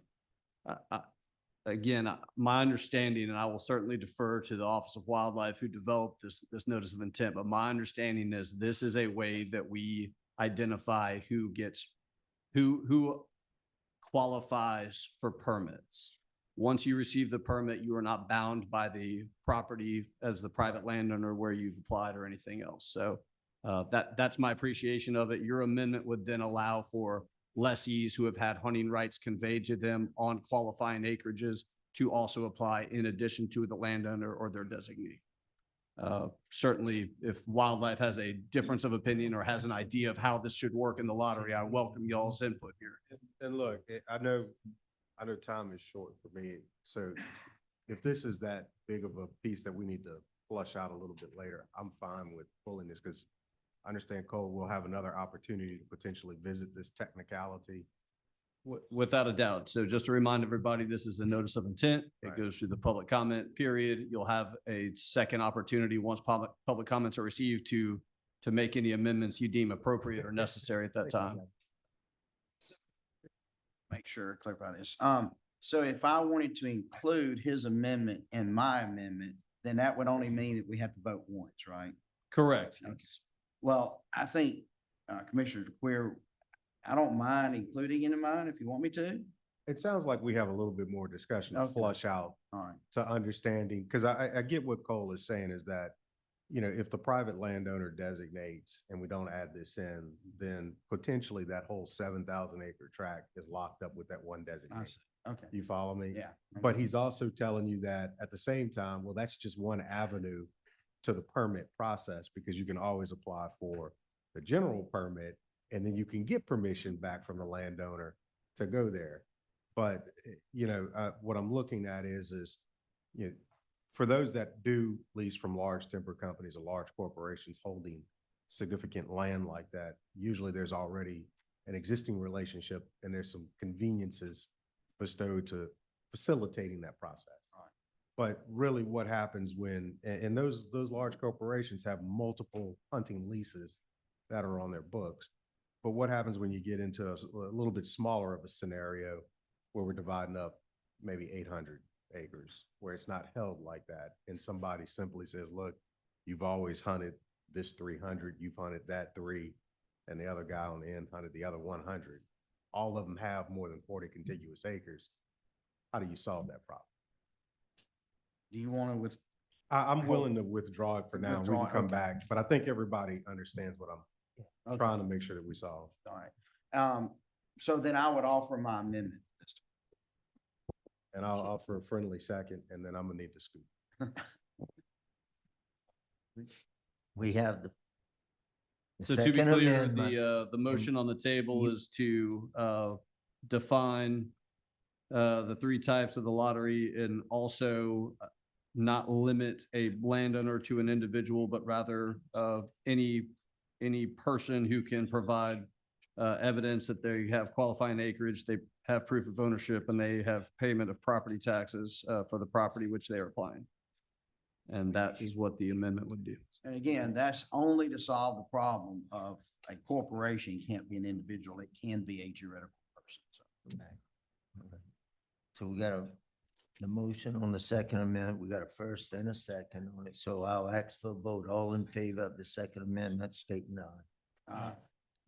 No opposition, so that motion passes. So cool. Now we go back to adopt the NOI as it was presented. You have the NOI as amended, including the removal of the restriction to only adult resident hunters, as well as the amendment that was just passed defining that juridical entities can also be applicants or their designees. All right. So we don't have to reintroduce the motion for that vote, right? Now the motion, if you're done making adjustments to it, the appropriate motion will be to adopt To the adopt the NOI NOI as amended. as amendment. Okay, we got we ask for a vote on the NOI as amended with the first and second amendment. Ms. Susan, you want to do a roll call vote on that? Or there's any objections on the NOI? If not, they're all in favor, state aye. Aye. All right, motion passes. So we have a NOI on the Black Bear situation on our books now. It goes to public comment, and we want to thank everyone for their participation and comments on it. And thank you, John, for your presentation. on it. Thank you so much, Commissioners, and I'd also like to thank all of our staff and our previous staff and everybody, landowners and hunters and all that have been a part of this. And, you know, you see my face up here. I didn't do any of this. They did. Thank y'all. Righty, thank you. All right, moving on, we have receive and consider a resolution to adjust the property on the Russell Stage Wildlife Management Area, Alvin Landry.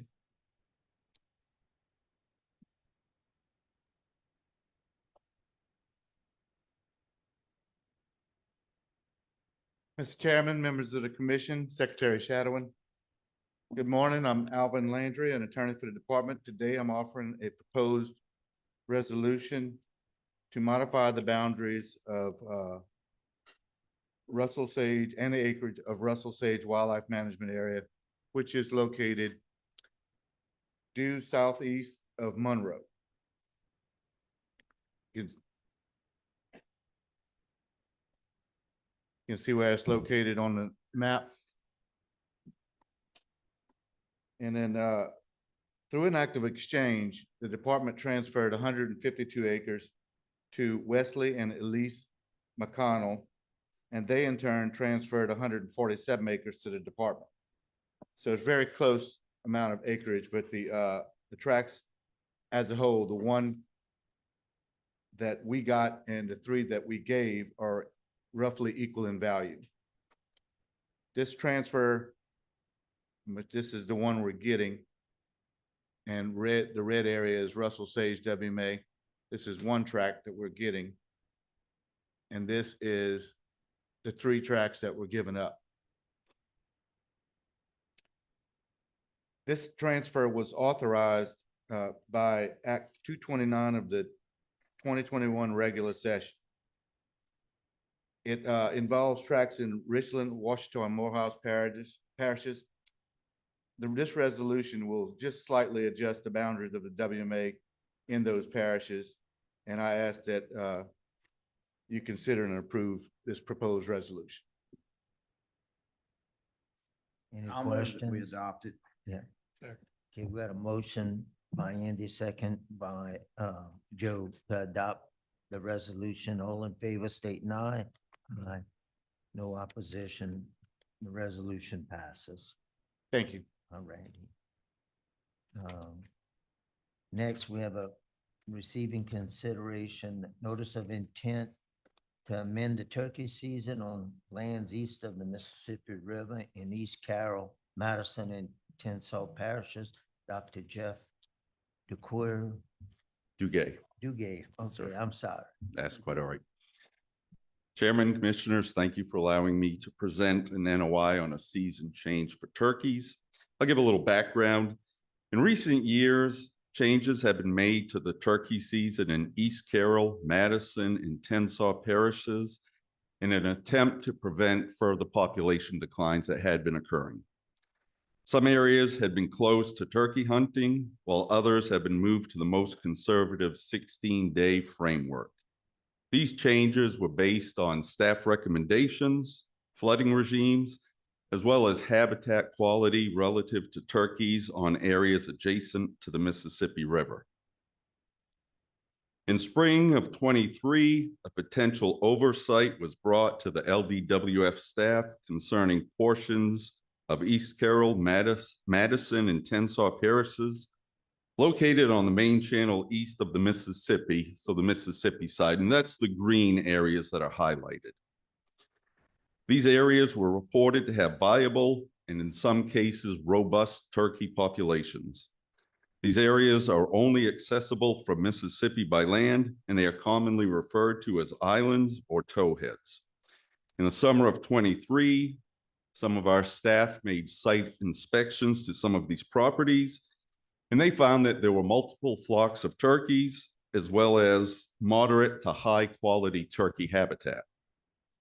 Unlike the Batcher properties on the west side of the main channel, so the Louisiana side, these properties have very high natural ridges along the river channel, as well as old levees that remain dry even during periods of excessive flooding. In addition, many of the areas have connectivity to forested uplands in Mississippi that have robust turkey populations. For these reasons, it's recommended that these portions, so the highlighted in green, in East Carroll, Madison, and Tensall parishes east of the Mississippi River, be restored to turkey area or to Area A for the turkey season, and that is a 30-day season. And with that, I'll take questions. That's you, Terry. Yeah, I'll give you some background for the commissioners. I was contacted by a landowner on the other, East Carroll Parish is in the right-hand corner, top right-hand corner. And you'll see the green that just at the bottom of East Carroll Parish, it just kind of goes like that. That's Henderson and Towhead Island. And Henderson Island contacted me because East Carroll does not, and West Carroll does not have a turkey season at all, but they're on the other side of the river and are populated with plenty of turkey. It was just something that was not made aware of brought to anyone's attention until just before turkey season this year. And obviously, we didn't have time to act. I went over with the biologist and looked at least the Henderson part of this, which is in East Carroll Parish, with my parish, and met with the landowners and surveyed the turkeys. And the biologists were very pleased with it. And I actually am the one that kind of brought this up, and I asked for it to be passed. Any other questions? No further questions. They need a motion to adopt the NOI. I also move. Right, well, first by, who's next? Second by, you got a first and a second, all in favor of the Ask NOI? for public comment Wait, if you would public before you comment move. first, right. Do we have any public comment on, no, I have no speak cards, so now I'll go ahead and ask for favorable vote on it. All in favor, state an aye. No opposition. The NOI is going to be adopted as presented. And Thank you. thank you so much. Next, we have announced the winner of the 2024-25 Waterfall Conservation Stamp Completion, Jason Olzak.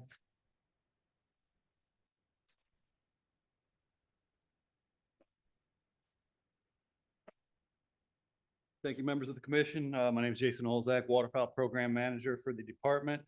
I don't have a presentation. The only visual props I've got for you here today are in the back of the room.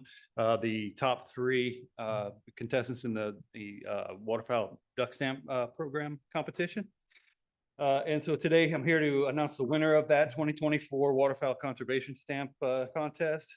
On October 25th, a panel of judges designated by LWF selected the winning artwork for the 36th annual Louisiana Waterfowl Conservation Stamp. Winning painting will be used for the 2024-25 Louisiana Duck Stamp. Since its inception in 1988, the Duck Stamp program has generated more than $17 million in revenue, an average of $400,000 per year to be used in the acquisition, restoration, or enhancement of wetlands and waterfowl habitats throughout the state. The bulk of Duck Stamp revenue now comes from the sale of the Louisiana Duck License, as possession of physical stamps has not been required since 2000. Last year, $280,000 was generated from duck license sales and stamps. 1/3 of stamp sales come from the winning artist, who must sell a resident and non-resident stamp with each print sale. This year, we received 12 entries to the contest, down from 19 last year, representing artists from 7 different states, including 4 from Louisiana artists.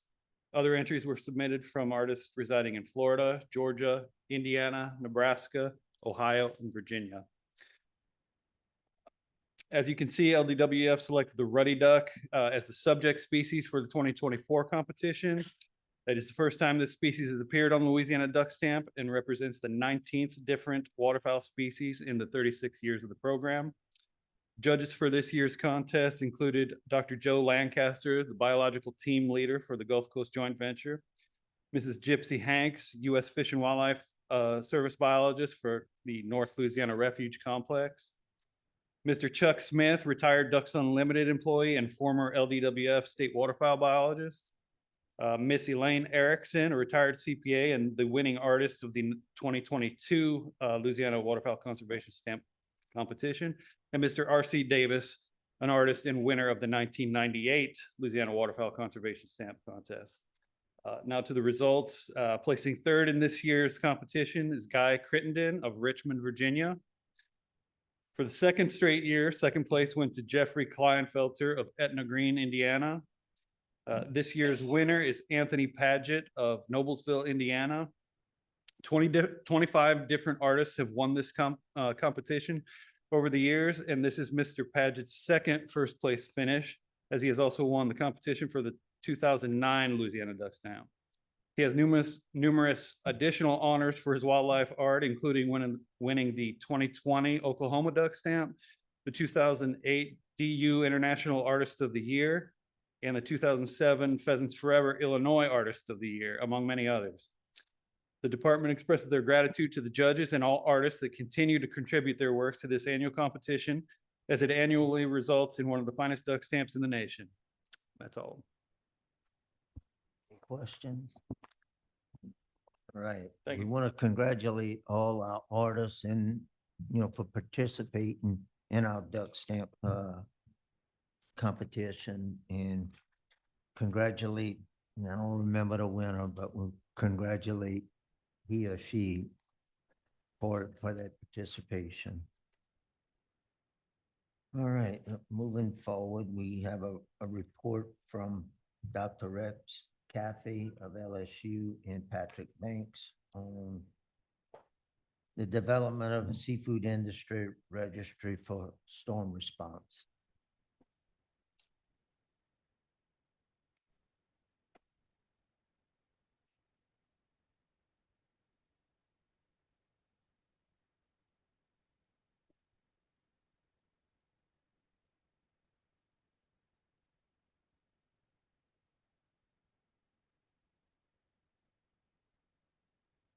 Need some help with the technology. I apologize.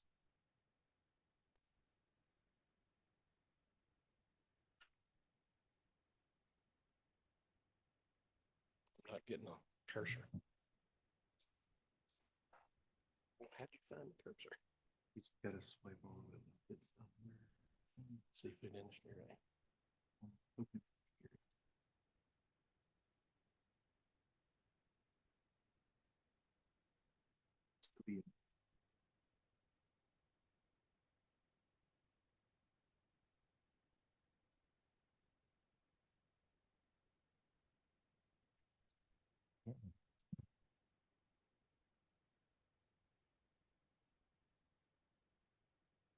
Thank you, Joel. And thank you, Commission. I'm Patrick Banks, and the Assistant Secretary for the department. And my part of this presentation is going to be fairly short. I just wanted to sort of tee this up, and then you'll hear from Dr. Rex Caffey with LSU on this initiative. So I want to give you all an update on the efforts towards a seafood industry registry.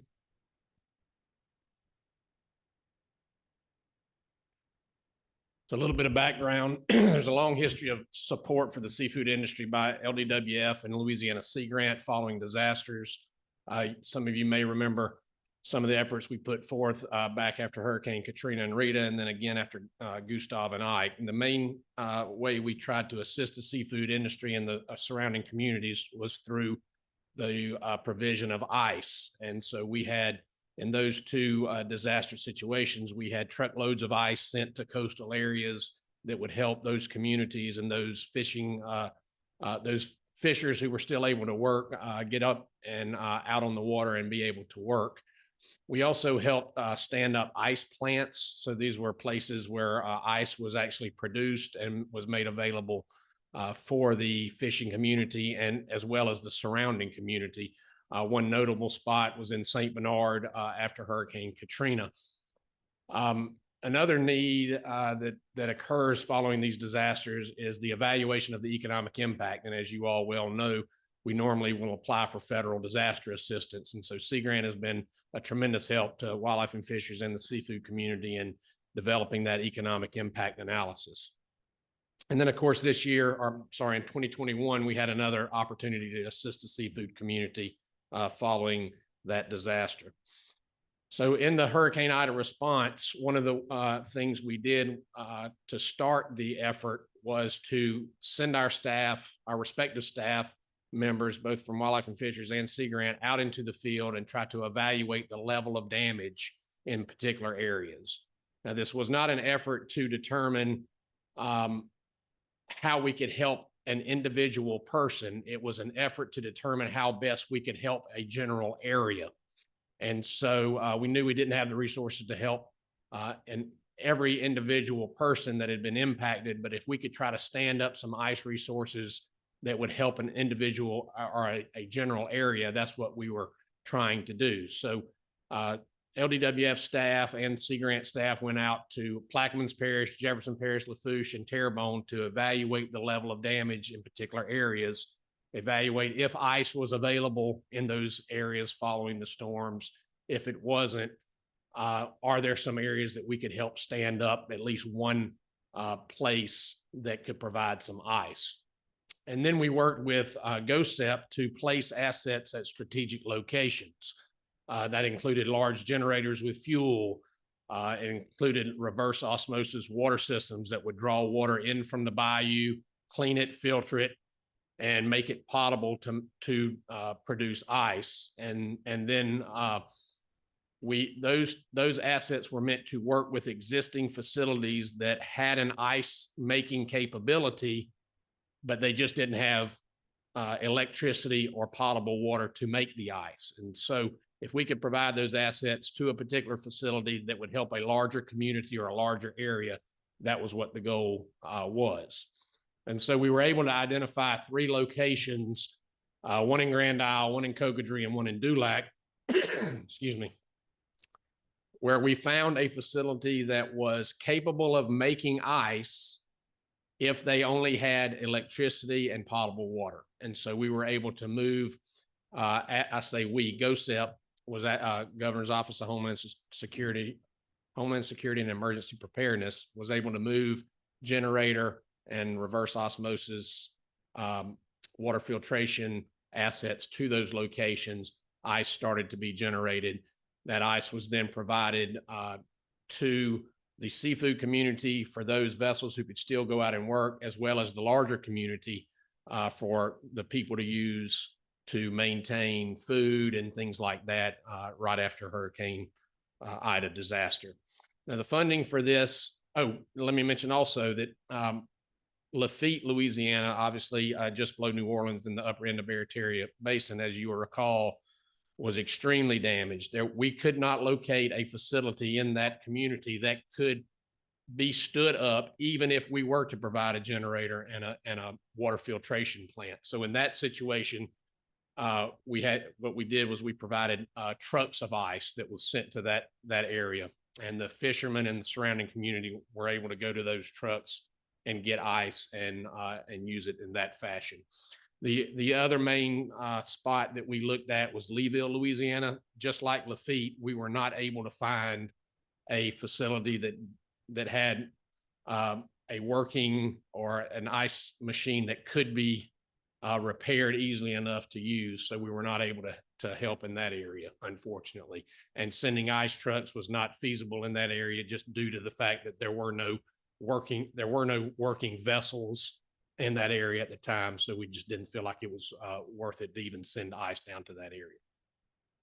The funding for this was federal funds through GOSEP, as well as significant contributions privately to our Wildlife and Fisheries Foundation, which was just a tremendous help. The foundation really stepped in and paid for a lot of the generator fuel, for instance, as well as the ice trucks that were sent to Lafitte. So it was a combination of federal disaster monies as well as private donations. So the reason we're bringing you this presentation today was, if some of you recall, and I think a few of you were on the commission at the time, but back in October of 2021, we were asked to discuss this effort just after Hurricane Ida. And there were a number of concerns brought up by the commission at the time. Biased decision-making was one of the concern, not transparent on where we put the ice making capabilities and where we didn't. And so one of the things that you all instructed us to do was put together a plan that would help guide some decisions in the future so that we could try to make sure that folks understood how we went about making decisions about where we went to in the seafood community to help, which areas could be helped, and things like that. So at the time in October, we had been working with both LSU and ULL on a proposal to GOSEP. So that proposal was put together. It was a robust proposal, very large, somewhat expensive, and ultimately it was denied for funding by GOSEP. So we had to step back and try to understand, okay, if we're going to fund this ourselves, what level can we afford to do? And so we sat down with LSU, and LSU came up with a much smaller, more precise proposal, and we have moved forward with funding that proposal. And so with that, I'm going to turn it over to Dr. Caffey for him to give you an idea of what they're planning to do under this proposal.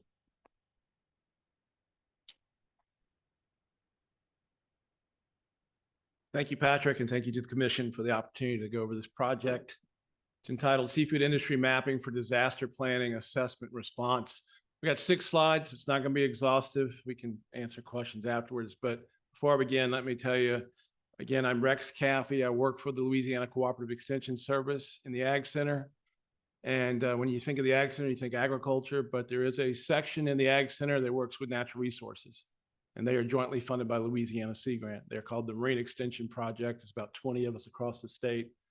And we've been working on disaster assessments with our ag counterparts in the wake of storms for decades. One of the things that I've noticed is that among the many things that we see a state agency do, whether it's Department of Ag and Forestry or Wildlife and Fisheries, as a storm is coming and certainly during and after, are emergency response associated activities and economic assessment, damage impacts. And usually the things, these two things are not one and the same. They're handled separately. And it's because they have different objectives, and you heard about those already from Patrick. In the emergency response phase, which is just the first few days and weeks after a major storm, it's about deploying limited resources. So in the case of Department of Wildlife and Fisheries, and for fisheries in particular, they've worked with Louisiana Governor's Office, GOSEP. It requires rapid assessment and identification of sector impacts, and it has relied almost exclusively on field observation, both the marine agents that work in our program and certainly the many agents that work in enforcement and biology, the department. By comparison, the economic assessment phase, which happens much after, and usually that's several weeks, months, up to a year, is a different objective, and that's assessing the losses by state, by parish, by sector, commodity. And for a major storm, it is to, quite bluntly, to inform what they hope would be some federal aid through a fisheries disaster declaration request. And I put request here because the declaration itself is a formal one, as you well know, that's made by either Congress or more recently in the last decade through a revenue rule via NOAA, which takes about a year to play out in some cases or more. Those processes for economic impact assessment require heavily on agency records and also meteorological data. In developing impact assessments in concert with the socioeconomic division, Jacka Isaac's group, and the biologists in the department, over the years, we found in the wake of 2005, we're at a point with those 2 major storms where maybe there was an opportunity to do this in a little more detailed way. We had just come through a decade of development, at least at LSU, on GIS capacity. The trip ticket system was in place, so we had information about revenue. And there was a storm surge modeling center at LSU called the LSU Hurricane Center, which could give us pretty accurate impact assessments of maximum surge and maximum wind. We combined all those together and developed a method for valuing and estimating the impact to revenue and infrastructure for the major sectors of fisheries. It took 2 years to develop that method and to finalize the loss method estimates, but it was very helpful, as Patrick said, in helping attract and distribute money through the Gulf States Marine Fisheries Commission, which was provided by Congress in the wake of those disasters. Now, a year after that report came out, we had Gustav and Ike. We ran the model again. This time it only took 2 months. We had an MOU in place to do everything we needed. And then about 13 years happened without a major event. Then in 2020, Laura hit, followed by Delta, Zeta, and then Ida. So 367 days a year. We had 4 major storms. And a lot had changed since then. One of them is that the window of political attention for these events had shortened, in my opinion. So it was really important to try and get something out, but we didn't get asked to apply the old model until September of 2021, and it took about 4 months to do it. So this project is about moving from being reactive to proactive. Instead of waiting for a major event, running a damage model, using that to inform aid requests, to saying, what can we take from that process and help inform emergency response? To explain that, it helps to understand the 5 steps. I'm not going to go into great detail, but it involves mapping where businesses are, which we have through license and permit data through the department. For those 4 storms, it was over 8,500 vessels, dealers, processors, charters, marinas. Step two, a little more in-depth, is appraising those businesses based on attributes that we have in the records for vessels or revenue information in terms of capitalization of businesses. We also use inflation-adjusted cost earnings reports for different sectors, and then applying loss functions for surge and wind. Once we have all that, we can apply the storm damage estimates for maximum surge and maximum wind. In the most recent estimate, it was 68,000 that we applied for those 4 storms. When you integrate that all together, you can come up with the estimates that you saw, perhaps if you looked at the report that came out in early 2022.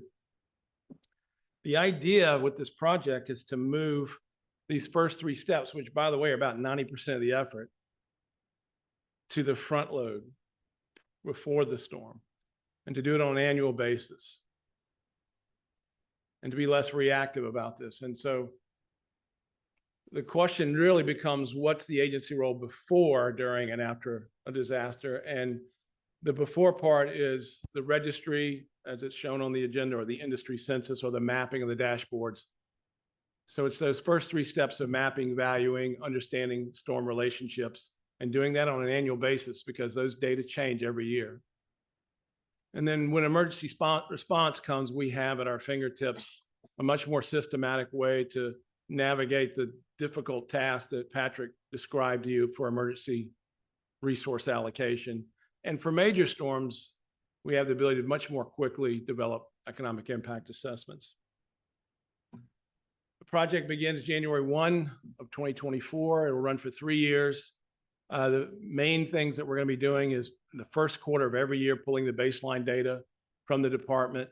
That includes all license and permit data for the previous 3 years and trip ticket data, which we average for 3 years, developing the GIS mapping and dashboards that can be queryable or searchable so that there is a system in place June 1st of every year, the beginning of the Atlantic Gulf hurricane season.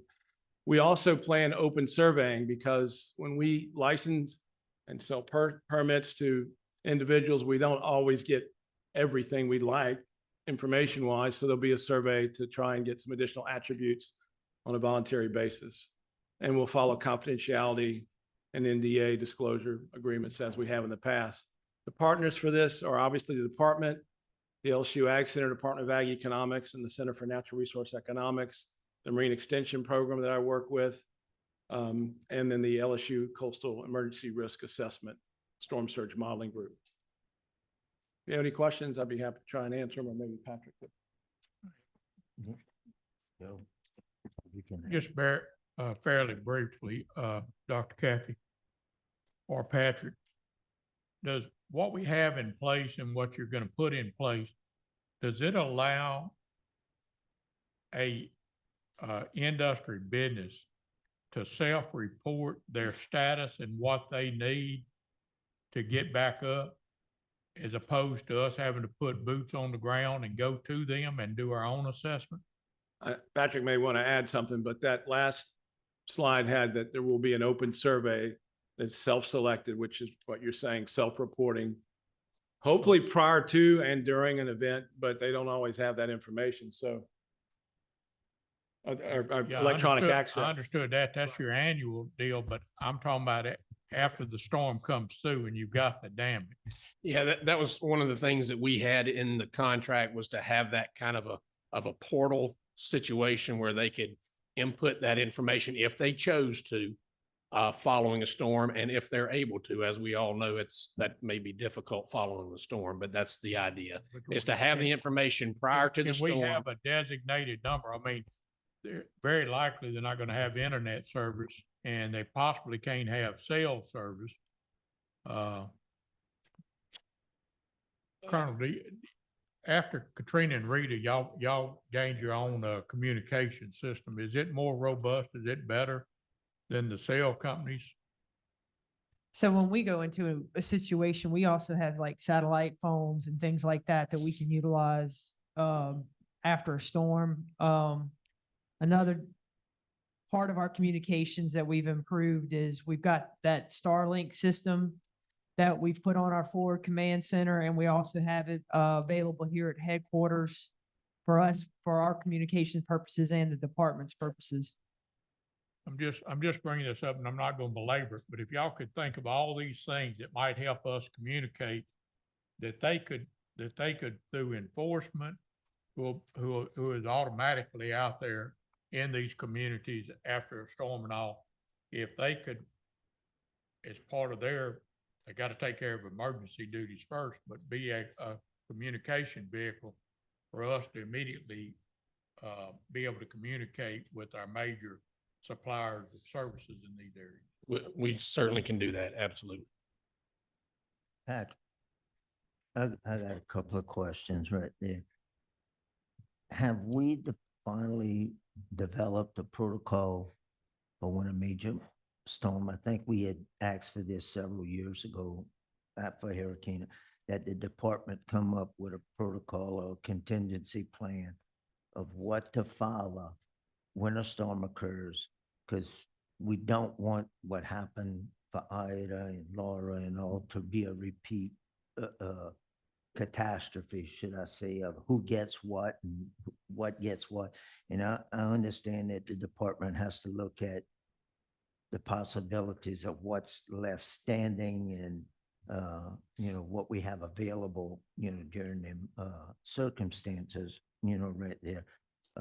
But I do know that we had said that we'd come up with some type of protocol to, for the future. That way, what happened in the past, we just learn from it and move forward, right there. Another question is, I guess, to both Dr. Rex and yourself, have we actually finalized on what damages from all four of the storms has been? I know we came up with a number, I see it right here, but have we sent that to the Department of Commerce, for damages done? And look, we still trying to distribute seafood products from 6 years ago from the Mississippi River discharge, right there. And, I know our fishermen, and fishing industry, should I say, all of it is in a chaos right now in the state of Louisiana. And, whatever help we can help, facilitate, we need to do so. And I'm not just picking on the shrimp. I'm talking about all seafood in the state, right now. But I just like to know where we stand on some of this stuff. That's Yeah, all. I'm going to turn that over to Jason Froba. He's been heading up our efforts to get disaster declarations for both of those years worth of storms. Right. Thank you, Mr. Chairman. Jason Froba with Office of Fisheries. Just to give y'all an update on where that is, we actually did submit 2 separate economic impact assessments to NOAA for the 2020 hurricane season and the 2021 hurricane season. That would include the 4 storms that were discussed a few minutes ago. They wanted them separate. Those were submitted. We received word a couple of months ago that they were approved, or going to be approved by the Secretary of Commerce. They were officially approved by the Secretary of Commerce recently, but they haven't announced any funding allocations or any awards yet. So that decision hasn't been made. We're still waiting to hear back on that. In terms of, have we identified what the final damages were, the numbers that were presented a moment ago in the presentation, that was done from an initial assessment after the storm, based on the estimates and the methods that Dr. Caffey explained. But that included revenue, infrastructure, and resource losses. When we submit that to NOAA, they don't accept that.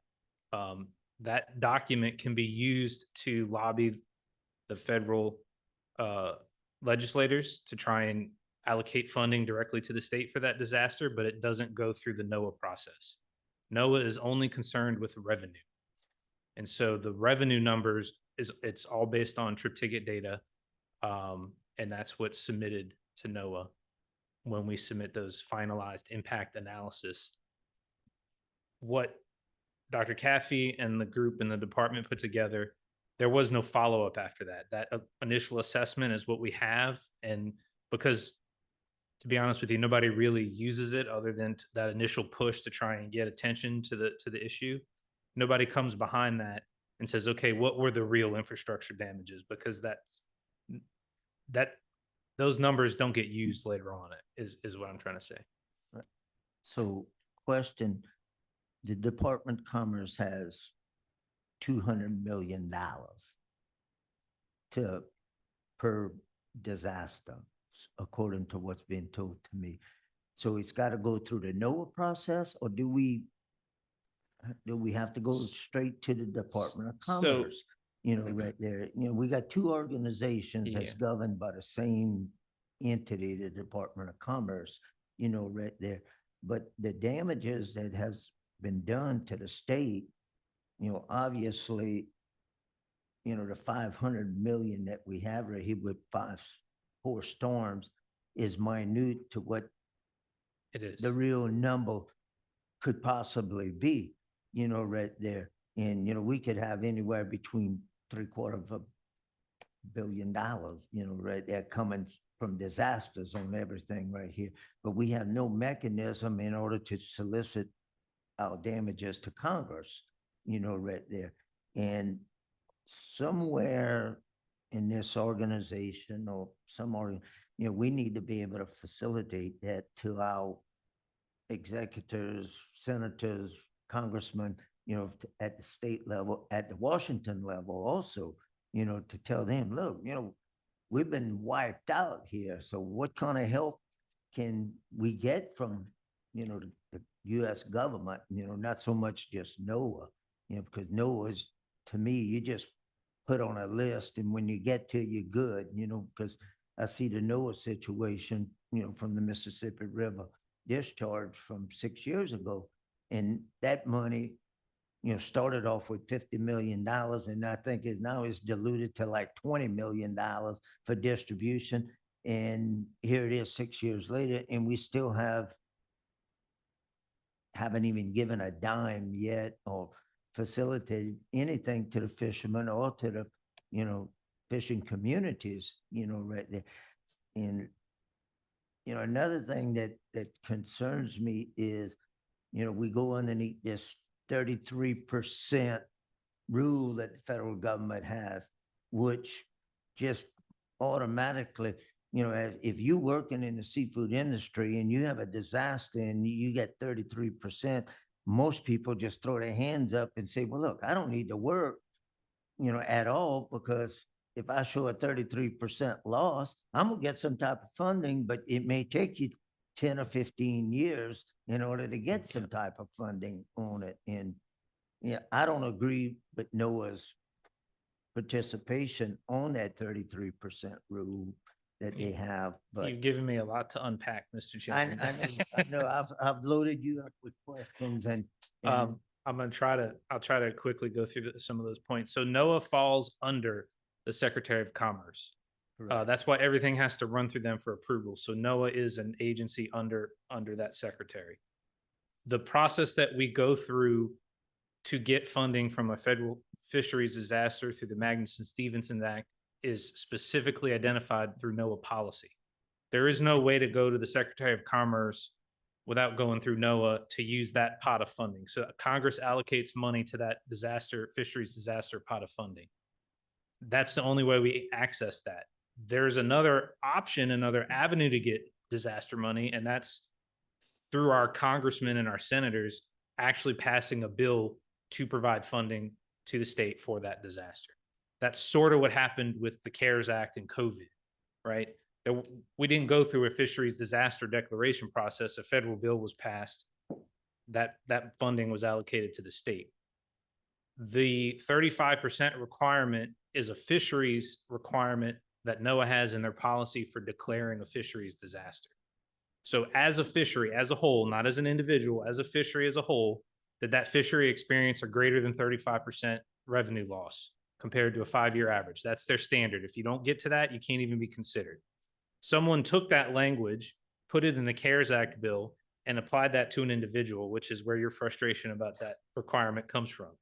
So that was like a one-off situation. Those 35% requirements we don't have any of those in any of our spend plans that apply at the individual level, but that is a requirement that we have to meet for that NOAA disaster. And then on the flood money, that was a over 2-year process to get that developed and go through public comment, get it to NOAA and get it approved. We got approval this past August and we immediately scheduled meetings. We were around state.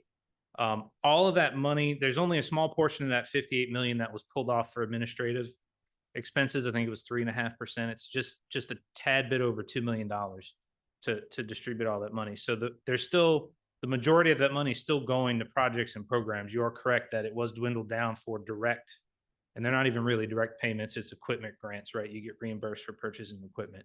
That was reduced down into the 20 million number, but we are working to peel money off of other projects to try and increase that as much as possible.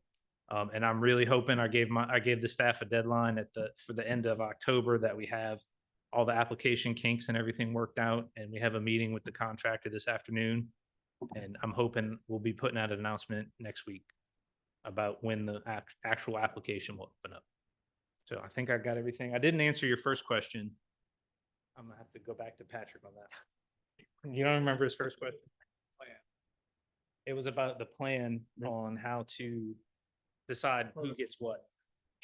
Yeah, so the contract that we've just inked with LSU and Dr. Caffey's gonna be working on that. That's part of that overall plan. So we have not developed the plan as you described yet, but this is the major part of it. And that's to have a way to go out and systematically evaluate these businesses, understand where these businesses are located, what their capacities are, so that we know going into a storm, we already know that we've got 6 ice businesses along Bayou Grand Caillou, for instance. And we know what their capacities are. We know what phase electrical systems they have, things like that. So that then after the situation, after the hurricane comes through, either they self-report or we put boots on the ground. Unfortunately, we're going to have to put boots on the ground with any of this because you got to confirm some of this information.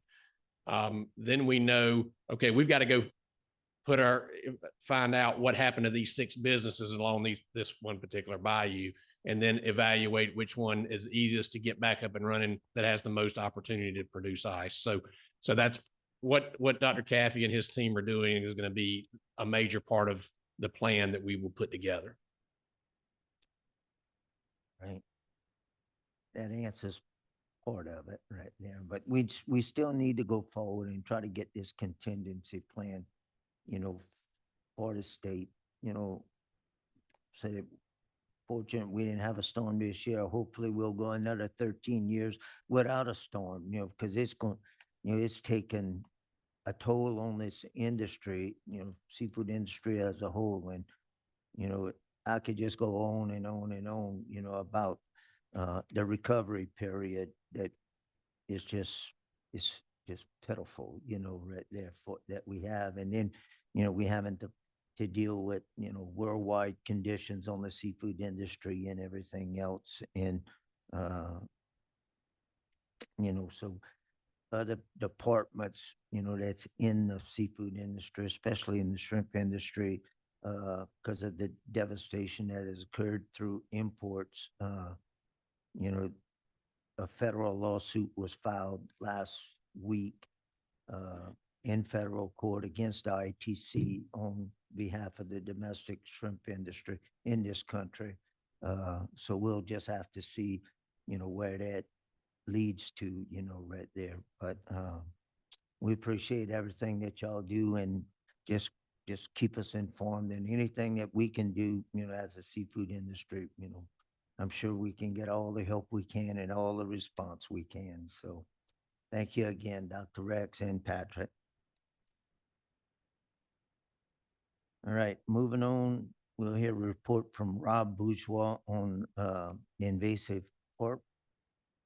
Invasive carp. And then I asked Rob to do this today, and I didn't know it was going to be such a late hour. And thank you for your patience. But this is an important issue to the Mississippi River, upper Mississippi River of Louisiana. And I wanted everybody to kind of be aware.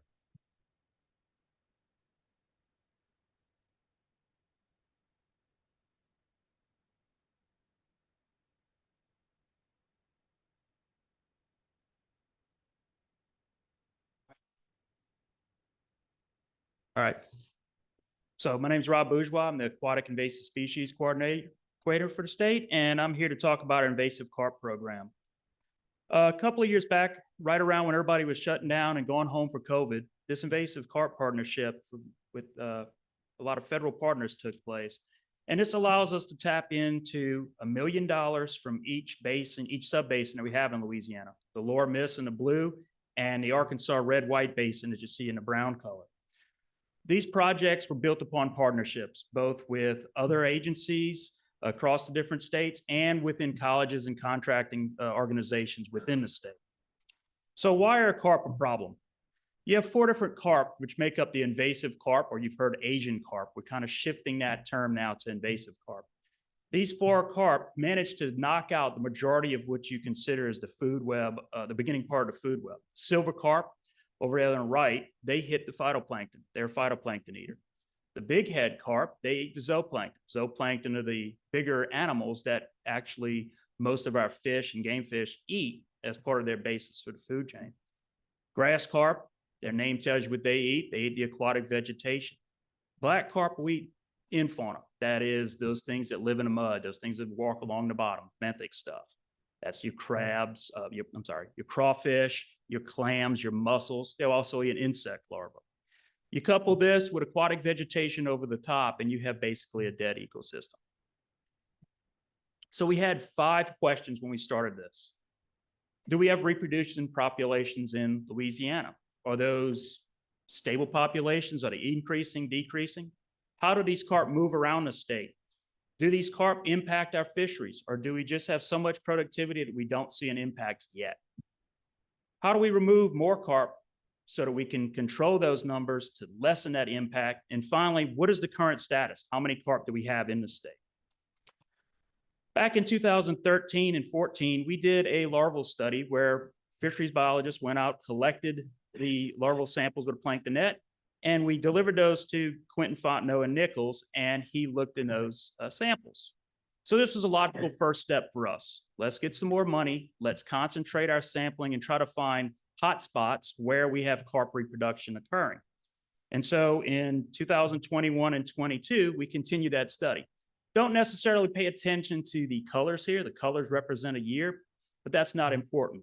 What you can see that the majority, we do have reproduction going on. The majority of that reproduction is in the Mississippi River and the Atchafalaya Basin, and surprisingly, the Ouachita Basin. And I'll get back to that in a couple of minutes and explain what we think is going on there. So not only do we have reproduction occurring, but you can see that reproduction is both occurring in larger numbers and a higher percentage of the plankton. And I should note that 2021 sample that you see there with those numbers, we removed one sample from that one site from that graph. That one site had over 100,000 carp larvae in one 10-minute plankton tow. Again, Nichols did a great job estimating that and doing our analysis on that. So now that we know we have Just out of curiosity, why'd you remove that sample? Well, because if you look at that graph, we moved it in that graph. We still kept it in analysis, but if we put it in that graph, everything else would be really tiny and you couldn't see. It was on that site almost had double what we had for the entire state. So it made our analysis a little tricky for visuals. So now we knew we had reproduction, and along the side of it, we wanted to know, how are our carp moving between river bases in Louisiana? Are they using our low salinity estuaries to move east and west? Do our neighbors that we're partnered with in Texas and Mississippi, do we have a chance of our carp using high water events or other low salinity times to move into their state? And so if you see right here, we had a carp that was tagged over in Vermilion on the left side of your screen. Sorry, the dots are too small here. And he went out into Vermilion Bay. During this time that this carp spent out in Vermilion Bay, the highest salinity was about 7, and it ranged from about 3 to 7 using some salinity gauges that we had in the area. That carp hung out in Vermilion Bay and moved from one river basin that we considered a basin into the actual Atchafalaya River and proceeded to swim upstream when you would expect the carp to move upstream to reproduce. This carp managed to avoid a couple of our receivers and probably used marsh Trinassus to move up into the river. He wasn't the only one. We had 2 other carp out of 200 of them that we tagged that showed the same thing. They didn't mind going to that low salinity and move across low salinity areas into other basins. This caused Alabama to be this caused Alabama to wake up and realize that some of the carp from Louisiana and Mississippi could be swimming into Alabama and Mobile Bay. And so now Alabama's concerned about carp in a different way than they were before. We wanted to see how they move within Louisiana. Well, you can see here that not all the time did they go into the bay. They kind of swam around through the rivers, and you had that normal seasonal movement of slack waters in the cold months, and then they go into the bigger rivers to go upstream to reproduce. Just a note on this one, that carp did not go overland at the top. That is just where our receiver array cuts off for this particular study. Other carp movement in Louisiana that was kind of neat was the bigger graph, we tagged this carp in 2021, and we tagged the other one in a smaller picture in 2022. Well, all about the same week, they decided to swim north and swam up the Atchafalaya River into the Washita system to the Columbia Lock and Dam up just south of Monroe. They popped upstream and downstream of that dam. And so we think there's something there with the Washita and how the water flows that's really conducive for the carp to reproduce, like I showed earlier, where it's higher than what you expect on a small river. And it seems to attract carp from a good ways south. We'll continue to follow that. I should note that there's receivers north of this going into Arkansas. At the time of this graph and the time of this presentation, Arkansas hasn't downloaded those receivers to see if our fish actually left the state. One note is that we have had carp come from as far north as Missouri, come down to Mississippi and be detected in Venice and in Atchafalaya Basin. None of our carp that we have tagged so far have left the state of Louisiana. We're not sure if that means anything yet. We need a couple more years of data to see if we do have all the carp coming here or if any of ours are leaving. So part of this is, how do I get more fish out of the water? How do I get carp to be worth something so that people will fish for it and remove it? Right now, carp are about 15 cents a pound. They're seasonal fish in that there's not desire from the industry to have these fish year round. It's only for bait typically. And so one of the things we came up with is, if we can get carp to be processed into catfish food, then maybe we can increase the demand for it, cause that price to raise, and then our fishermen will have a better market for their product. As you can see here, our carp are bigger and have more fat than the fish in the Midwest. And so this shows that our carp have we got a different problem than the Midwest. We have hundreds of 3-foot carp. They have thousands of 1-foot carp. And so our carp generally, what we've seen, are bigger, and this results here show that. What's good about the lipid percentage there that you see in the bottom right is that our fish is actually a better fish to get converted to fish meal.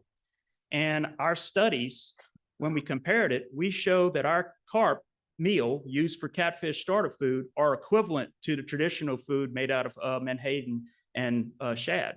And so invasive carp are a suitable substitute for catfish food. And this is only the starter food. Catfish convert to a vegetation diet later as they grow. We also wanted to see if you can convert carp into fertilizer. We did this project largely because Nicholas has a farm, experimental farm. We're already working with them, and they're really good about PR and stuff. Unfortunately, we didn't show a significant difference. There's a slight difference there as in gamma grass, which is a restoration wetland grass, but there was not really a statistical difference. Unfortunately, this happened 2 years ago. We had a drought, and Nicholas kept the project going for another year, and we had this year's drought. So we don't know if our results are due to lack of water, bad conditions. And so maybe if this project keeps going and we get rain next summer, we'll actually get some results that we can hang our hat on. Part of this was for me to get into to understand the industry. And I attempted to call every fisherman that had landed a carp in the last 3 years in the state, and all of the wholesale dealers that bought carp within the last 3 years. What I've found is the average price is about 15 cents a pound. The fishermen say they need a price of about mid-20s to make it worth their effort in going out. They also mention that some dealers have a cap on carp. You can only sell 1,000 pounds a year. or 1,000 pounds a week because they can't have the storage capacity to hold the carp long-term for when it's needed during crawfish season. The dealers love to buy the carp as bait. It's a good bait. Some of the crawfishermen like it, some of it hate it. Typically, our farm crawfish farmers like it as a bait, and our wild crawfish don't like it as a bait. And so that's something we're going to look into later on. Right now, non-carp fishermen, those fishermen who haven't reported a carp caught in the last 3 years, I'm surveying them to see what it would take for them to enter the fishery and if there's interest from them to enter the fishery. We also looked at, does the carp impact our native fisheries? And this is a kind of busy graph, something you're not really used to. And basically that top left graph, it's called stable isotopes. You can think of it as you are what you eat. If you are a fish and you eat plankton, then another similar fish that eats plankton will also look very similar to you. And you can see here that in East Grand Lake, the silver carp and the bigmouth buffalo, which both eat zooplankton and plankton, overlap each other, which indicates that silver carp are competing with our bigmouth buffalo for the same resources. And then at the bottom, you can see that over time, and we need more data, this could be just a blip, a normal seasonal kind of change. We have seen a decrease in the condition index of bigmouth buffalo, meaning we're getting skinnier, shorter fish instead of the fish we had before. This is going to take more time and study, and we'll see what happens over the next couple of years if bigmouth buffalo bounce up or if they stay at this low suppressed body condition index. We have some other projects in progress. Rainbow trout is a surrogate for the salmon fishery. And so rainbow trout was something we have as the second most popular aquaculture fish in the United States. So we're seeing if carp can be used to feed rainbow trout. And then the company that we're working with will hopefully be able to translate that into the European market where salmon fisheries really need that feed. We're continuing our study on the condition index of the fish and other impacts to natives, and includes a mesocosm study of big head carp with paddlefish to see directly if they compete in a small controlled environment with each other. And then we've kind of focused in on the Atchafalaya River. Atchafalaya Basin is the most natural habitat in the state for carp. And so by focusing there, we can put our efforts there and figure out what's going on with the carp and then move that same understanding to other parts of the state. And so we're looking at the plankton, we're looking at zooplankton and the phytoplankton and how that interaction with carp and those planktons are occurring. We're also noticed in our studies that we were catching some smaller carp, some inch-long carp in June and July of the year. And our peak reproduction seems to occur in May. And so those carp are they might be too big. And so that indicated that we might have multiple times during the year that the carp are reproducing, whereas up north, they only show one reproduction peak. And so we're looking at seasonality of it. We started collecting carp larvae, we started collecting plankton in February, and we're going all the way to November to see if we have any additional peaks of reproduction, which may increase the potential for problem down here in Louisiana. We're doing more telemetry, just seeing how they move up the Atchafalaya River and the Red River. Again, that Ouachita sample has kind of opened up our eyes that there's something going on. There's something that attracts fish to a certain location. If we can find something that attracts the fish, then we can tell our fishermen, hey, in March through May, go here and take out the reproducing carp. We're also testing some gear. It's a twisted gill net. It's a twisted monofilament gill net. These fish will swim right through a 4-inch mesh gill net, and you'll just see the caulk bob a little bit, and you'll pick it up and have a hole right through it. Or they'll go lay against it, and they won't get picked up by it. It's a very frustrating fish to try to catch. So this gear is something that's been used up north, and hopefully that'll work down here in our area. So to cap it all off, yes, we do have a reproducing and apparently increasing population. Our larval counts in May appear to be correlated to the March flood pulse. What we found is that the average flood, not really high, not really low, seems to produce the most carp larvae. And so if we can look at the March flood, we can determine if we're going to have a bad reproducing year or not, and we can actually direct effort in that, like I said, at the Ouachita or other areas where we're seeing them congregate during that time to hopefully knock out more And so this is pretty cool. And if it works out, we'll have something we can use as an indicator to increase effort at the appropriate time. They do migrate seasonally from the backwaters of the river into the main river to spawn. And they have been using the low salinity waters. So far, like I said, we haven't had any of our carp leave, but we've had a lot of carp come and visit and stick around. The impacts to our native fisheries are uncertain at this point. We have evidence that there's something there. We don't know if it's environmental condition or if it's from the silver carp. Our survey is continuing. We hope to get some better data from them and figure out a way to increase the removal of carp using our commercial fishermen in Louisiana. As far as our current status, we need more data. This project's only been about 4 years in existence, and we're still gathering the data to make those assumptions and decisions that we need to make.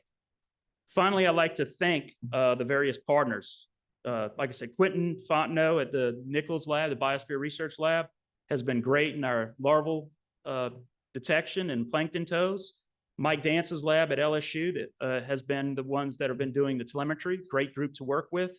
And the Robinson Zooplankton Lab out of UL has been doing the zooplankton, and they're going to be doing some crawfish bait testing if that proposal gets funded this year.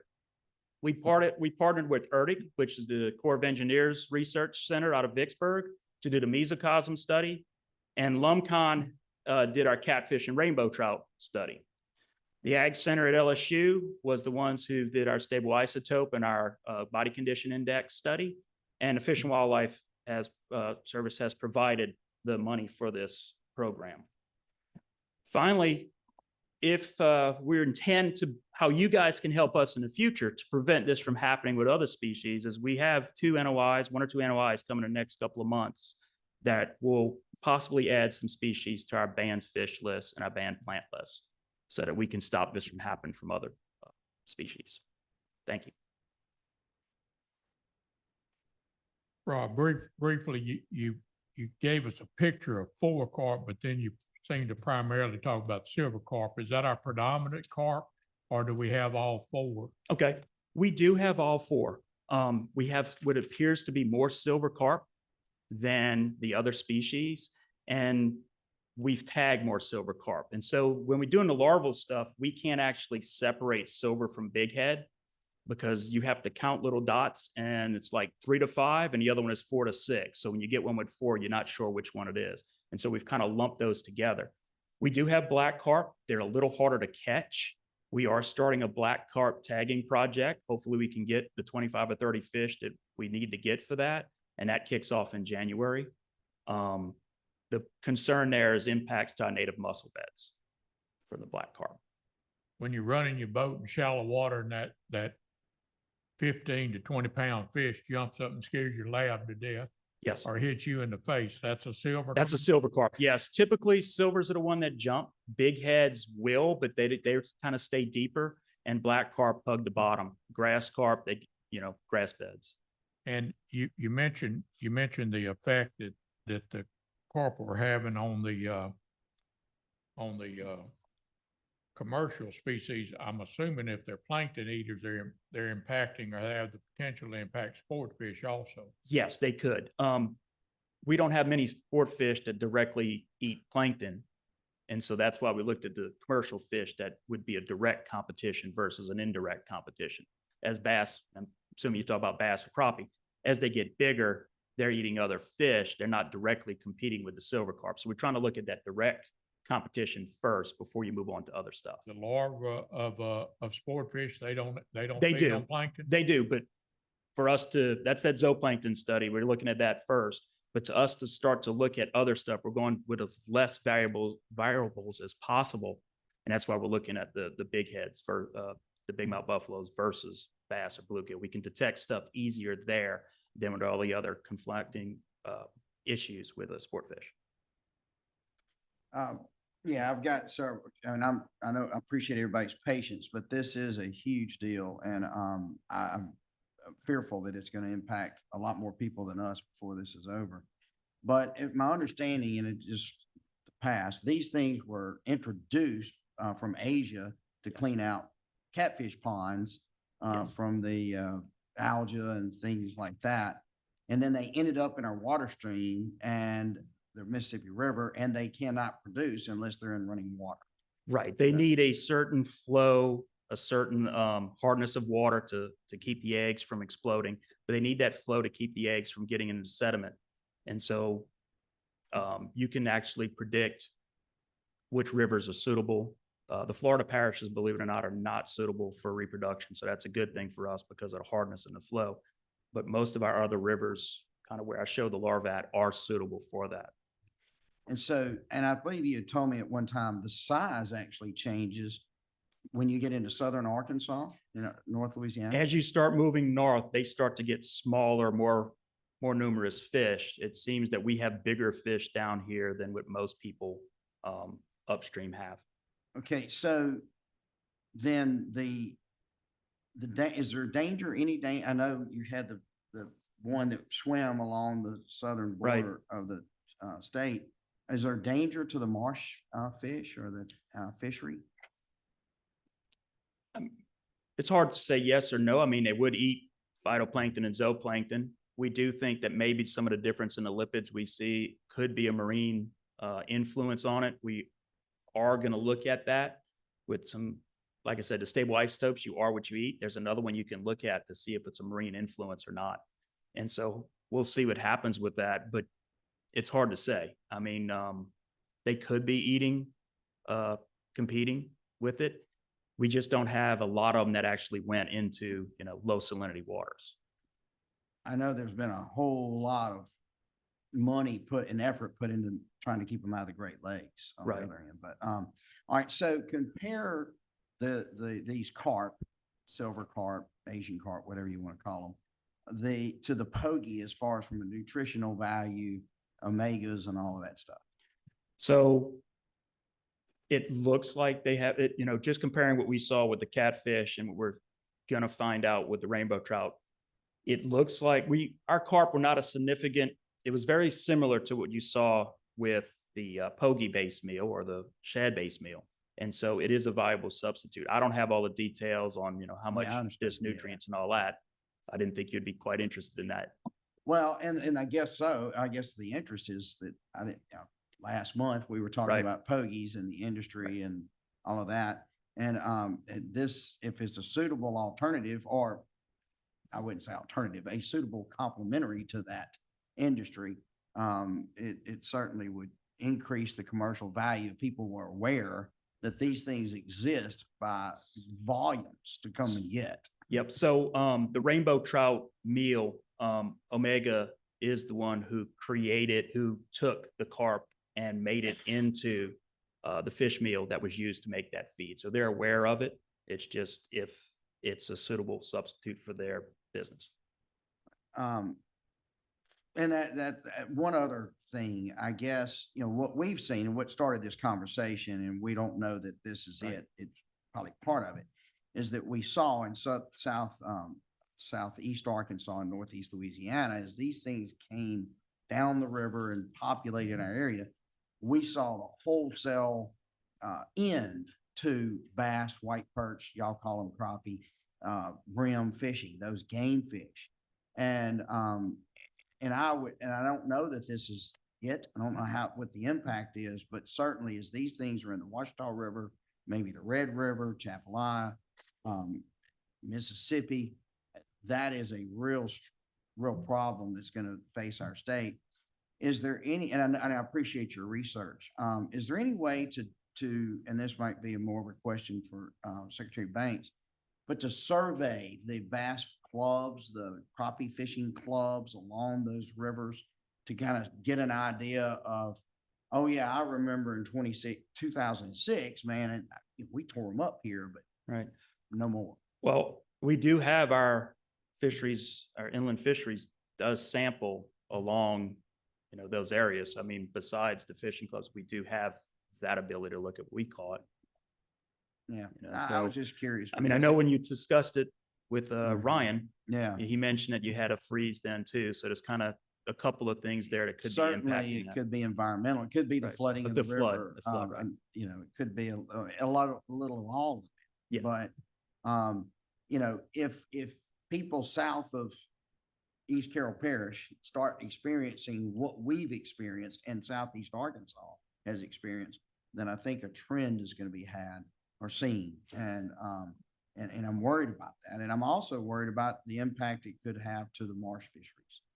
So thank you. I appreciate your research and your efforts because they haven't gone unnoticed by me. Rob, I'll just give you an update. You great presentation on it, but I've had experience with the silver carp and the big head carp. 10 years ago, I tried to develop a market for it. Our company at that time, we tried to fillet carp, tried to get a market for it.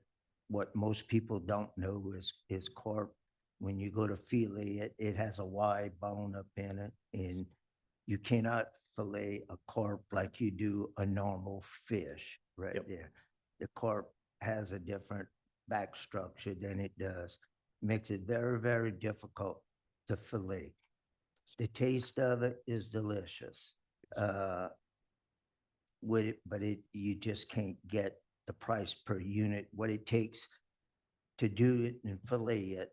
It's just with, at that time, we would have to get at least $10 a pound to, in order to put it on the market. And the industry would take it. They would go ahead and use it, but it's to get it to where it's price compatible to catfish or anything else, which is, unbelievable right there. But I've tried everything to try to develop, to make it easier, whatever. And the alternative to it was to cut it up, get a bandsaw, freeze it in a solid state, get a bandsaw, cut it in chunks. And what I did at that time was sell it as crab bait. Yes, sir. The crab fishermen loved it. It produced more crab than what the poke was using. It was very, very compatible to the crab industry as what they were using for catfish heads that they put into their pots. But there again, you had to sell it to the crab fishermen, at a loss. We were buying it at 20 cents a pound and selling it for 10 cents a pound. So the more we bought, the more we lost. And as we were doing that, we were still trying to develop a market in some sort of fashion. And we worked through different chefs throughout the US in order to try to get it done. And like you say, the further south you got, the bigger the fish was. We purchased fish out of Simsport. We were running a truck from Homer to Simsport every day, picking up 20,000 pounds of fish a day that these fishermen were bringing in. And when we decided, after several months of research and doing it, the best thing to do was cut it up for crab bait. Then we run out of freezer space to cut it up, so then after we finally just said, look, enough is enough, we stopped the production of it. But it is an invasive species. I've worked with a lot of different folks that own this, to try to form a market for it. And, I don't know the scientific part of it, but I know the money I've spent on trying to develop a market for it. And it just hasn't come to the profitability. Yeah, and there's a push this year. They changed the name of it to Kopi as a brand name, and they're trying to do the same thing you're talking about. Debone it, and it's difficult. We even tried using the pin, what we call pin machine, the same thing they use up on the Northeast for salmon, to try to extract the bones, and you still can't extract all of them. You can get probably 85%, but you can't get every bone out of it, out of that particular fish. So when you cooked it, you had to be eating the fish, but you had to be prepared to hit on a bone, right there. But I appreciate all the work that you've done on it, and hopefully one day we can find a profitable market for the carp, because we have such an abundance of it in, South Louisiana. And, I know fishermen would love to fish it if they could find a profitable market, where everybody could, gain from it. So. So you're personally responsible for 20,000 pounds of carp a day still being in our water. That's right. Yeah, I am. I can tell you where they are. Yeah, I was purchasing about 20,000 pounds a day right there for about 4 months. So, but appreciate it. Any other questions for Rob? All right, thank you. All right. Thank you, Rob. Next, we got a consideration of the WMA ban code. The fire ban? Yes, sir. Good afternoon. This is something that y'all have seen in the previous 2 months. This is an extension of the declaration of emergency for prohibiting fire on WMAs and department-owned lands. As it's being presented, it would extend the declaration of emergency through your December meeting, December 7th. However, the secretary has the ability to rescind or modify this. So if you were so inclined to make this go until January, that's something you may consider as well. Happy to present Mr. next month Chairman. if that's how you prefer. It is a reason we're doing it month to month, just so that Ed can do a press release to bring it to the public's attention. Why do we have a sunset in it? It is, yeah, I mean, that is one thing is every time that it happens and recurs, we get a chance to notify the public and remind them that the ban is in place. The other reason is we hope that it rains and that this will be able to either be rescinded or terminate, expire as we've got it for this extension. But certainly nothing preventing us from pushing it out to the full 180 days, or to do it, push it out a couple of months, knowing the secretary has the ability to rescind it or modify if necessary. I think it probably is worthwhile to have the notice go out and remind the public every month. Okay. We need a motion on that. Oh, what?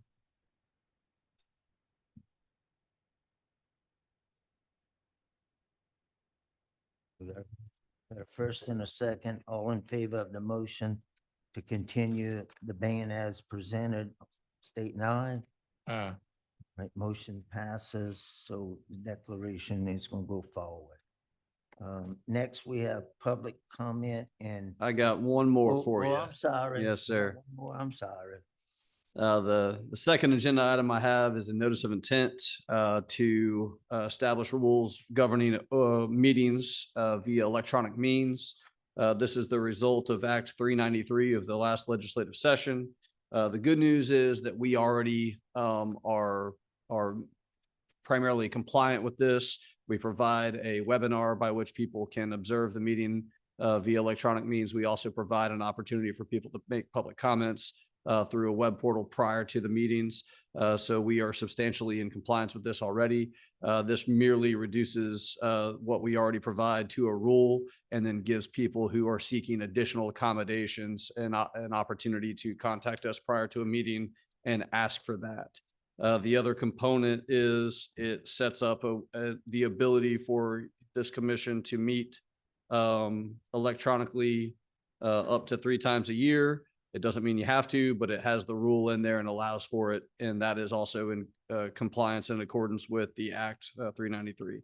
If there's no other questions or no questions, I will request favorable passage. Okay, we've got a motion on the floor, second by Gene. All in favor of that, NOI, state aye. Aye. No Thank you. opposition, NOI passes. That's all cool for you today? All right, we'll go to public comment now. We have one public speaker, Ty Hibbs, wants to speak.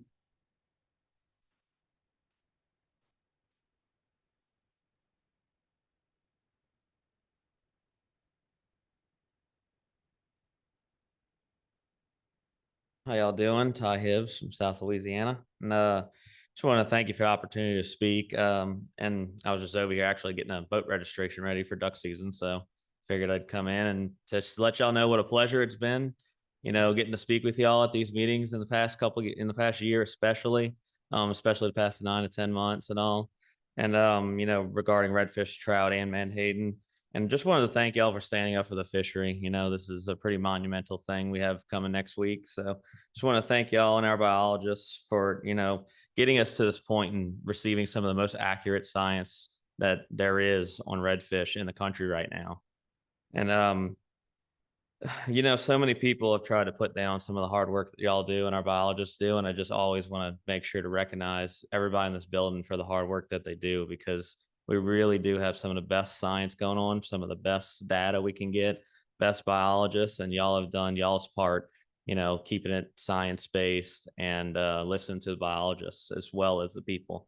I know it's a tough decision for y'all, and just thank you for that. And looking forward to seeing y'all next Tuesday in support of this NOI. I'll be there, and I'm sure there'll be quite a few people there, and a pretty monumental thing that y'all are going to be part of. And looking forward to that going through for our future generations to enjoy what we've seen for redfish. And thank you, Mr. Chairman, and thank you everybody on our board. And hopefully we can continue with this data-backed, decisions making at wildlife fisheries like we've gotten to do this past year. It's been pretty awesome to see, and super glad to be a part of, something that's needed to be done here, and glad to see what's been done in this building. Thank you. Our staff doesn't seem to have any insights as to what the legislature called the oversight committee for. Have y'all gotten any feedback?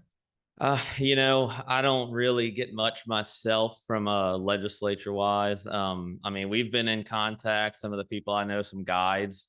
We're on the water a lot this time of year too, but I've also taken days off like today and then many other days to try and this important to some of us, We've had meetings with some of our guides to say, hey, you're in this area, some of our guides from Homa, some of our recreational fishermen from areas, and here's the legislators that are in your area that will be there voting on this. If you can contact them, tell them what a big of an issue this is. So just get them to realize, what needs to happen, as big of an issue it is. I'm more in the science and just outreach to people thing than as far as knowledge goes than policy, but I've definitely dipped my foot into figuring out as much as I can from some of the legislators. And I know some of the ones, at least from Plaquemines Parish and St. Bernard Parish, they've been behind this. Plaquemines especially. I'm sure y'all know there's more redfish caught in Plaquemines Parish than probably anywhere else in the country. And they are in full support of this. Their legislators are. The Tourism Commission is, same as St. Bernard Parish. So from then on, I guess I'll be hearing some more the next couple of days. Hopefully y'all hear some, and hopefully y'all can get on some of the legislators, and say, hey, we worked hard for this. Our biologists have worked super hard for this. And, here's what needs to happen for the future generations, for not just generations 3-4 generations down, but our generation now and the generation behind us. That's what's so cool about this. I would just suggest as many people as you can. Absolutely. Get in Baton Rouge, because legislators, Oh, yeah. they're gonna try to push this back to the department right there. Yeah. And it's whether or not we want to look at it, like you said, correct the problem now or correct the problem later. And we can correct the problem the way the NOI is presented now within a 15-year period, or we go for another 30 years. And I won't be around by that time, but it's, for the future generations of our children looking forward, what we've done, this year, as all our commission has been tough, but I think it's necessary to preserve Absolutely. what we've done, for our future. Yeah, and that's kind of what I've told everybody. I've gotten everybody like, look, I need 24 hours. I need 24 hours of this time, of your time, for the rest of our career. This is a monumental thing. Give me 24 hours. And I've been blown away with the support from recreational anglers, has been through the roof. The guides have been through the roof, way more than I ever thought, considering how much we butted heads with other guides in some areas. And then even support from, we have some guys that do a lot of shrimping.